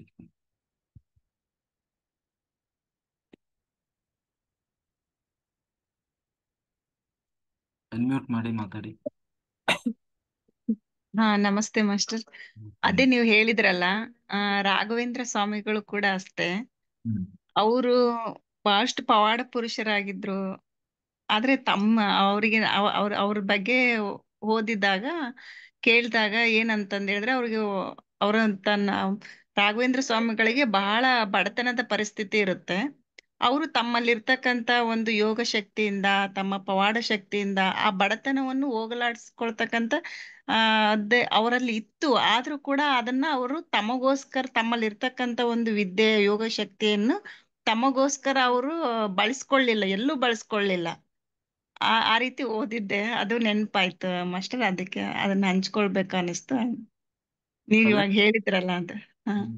ಹಿಂಗ ಆಗ್ತದೆ, ಅದು ಏನ್ ಮಾಡಂಗಿಲ್ಲ. ಅದಕ್ಕೆ ನಾನು ಹೇಳೋದಂದ್ರೆ, ಹಂಗೆ ಇನ್ನೊಬ್ರನ್ನ ನಮಗೆ ಎಲ್ಲ ಕಂಪೇರ್ ಮಾಡ್ಕೊಳಕ್ ಹೋಗ್ಬಾರ್ದು ಅಂತ.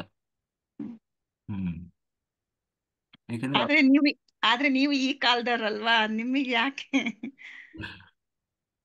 ಈ ಕಾಲದಲ್ಲಿ ನಿಮಗೆ ರಾಯರೇನ್ ಬಹಳ ಹಿಂದಿನವ್ರೇನಲ್ಲ, ಒಂದ್ 350 ವರ್ಷದ ಹಿಂದಿನವ್ರಷ್ಟೇ. ಹಾಗೆ ಈಗ ನಮಗೆ ಅನ್ಸುತ್ತೆ ಸಡನ್ ಆಗಿ ನಮಗೆ ಒಳ್ಳೇದಾಗ್ಲಿಲ್ಲ ಅಂತಂದ್ ಹೇಳಿದ್ರೆ ನಾವು ಸಡನ್ ಚೇಂಜ್ ಮಾಡ್ಕೊಂಡ್ಬಿಡ್ತೀವಿ. ಒಂದ್ ಟೆಂಪಲ್ಗೆ ಹೋಗೋದಾಗ್ಲಿ, ಏನೋ ಒಂದ್ ಪ್ರಾರ್ಥನೆ ಮಾಡೋದಾಗ್ಲಿ, ಫಸ್ಟ್ ಅದನ್ನ ನಾವು ಫಸ್ಟ್ ನನ್ನ ವೈಯಕ್ತಿಕನೇ ತಗೊಂಡಿರ್ತೀವಿ. ನಿಮಗೆ ಹೆಂಗ್ ಆ ಒಂದು ಮನೋಭಾವ ನಿಮಗೆ ಬೆಳಿಬೇಕಪ್ಪ ಅಂತಂದ್ ಹೇಳಿದ್ರೆ ಅದು ಹೆಂಗ್ ಬೆಳೀತ ಅನ್ನೋದು ಇಲ್ಲ ಅದನ್ನ ಹೇಳಿದನಲ್ಲ, ಇಷ್ಟೆಲ್ಲಾ ಮಾಡ್ತಾ ಇದೀನಲ್ಲ, ಇದು ಪರ್ಸನಲ್ ಆಗಿ ನಂಗೆ ಚೂರು ವರ್ಕ್ ಆಗಲ್ಲ ಇದು. ಆದ್ರೆ ಬೇರೆಯವ್ರಿಗೆ ವರ್ಕ್ ಆಗ್ತದೆ. ಸಾಕು, ದೇವ್ರು ಅದನ್ನೇ ಇಟ್ಟಾನೆ ಅಂದಾಗ ನಾವ್ ಯಾಕೆ ಅದನ್ನ ಎಲ್ಲವನ್ನೂ ಸ್ವಾರ್ಥವಾಗಿ ನೋಡ್ಬಾರ್ದಲ್ಲ.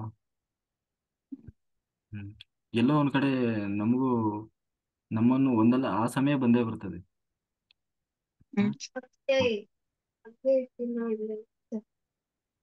Okay, thank you mister.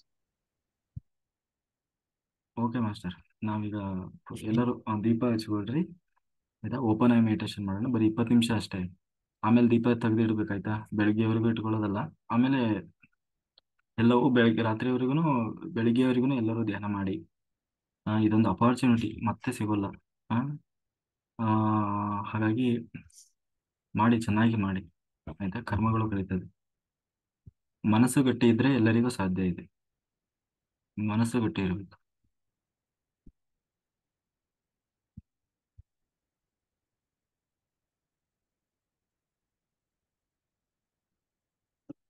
ಹ್ಮ್ ಹ್ಮ್ ಹ್ಮ್ ಹ್ಮ್ ಹ್ಮ್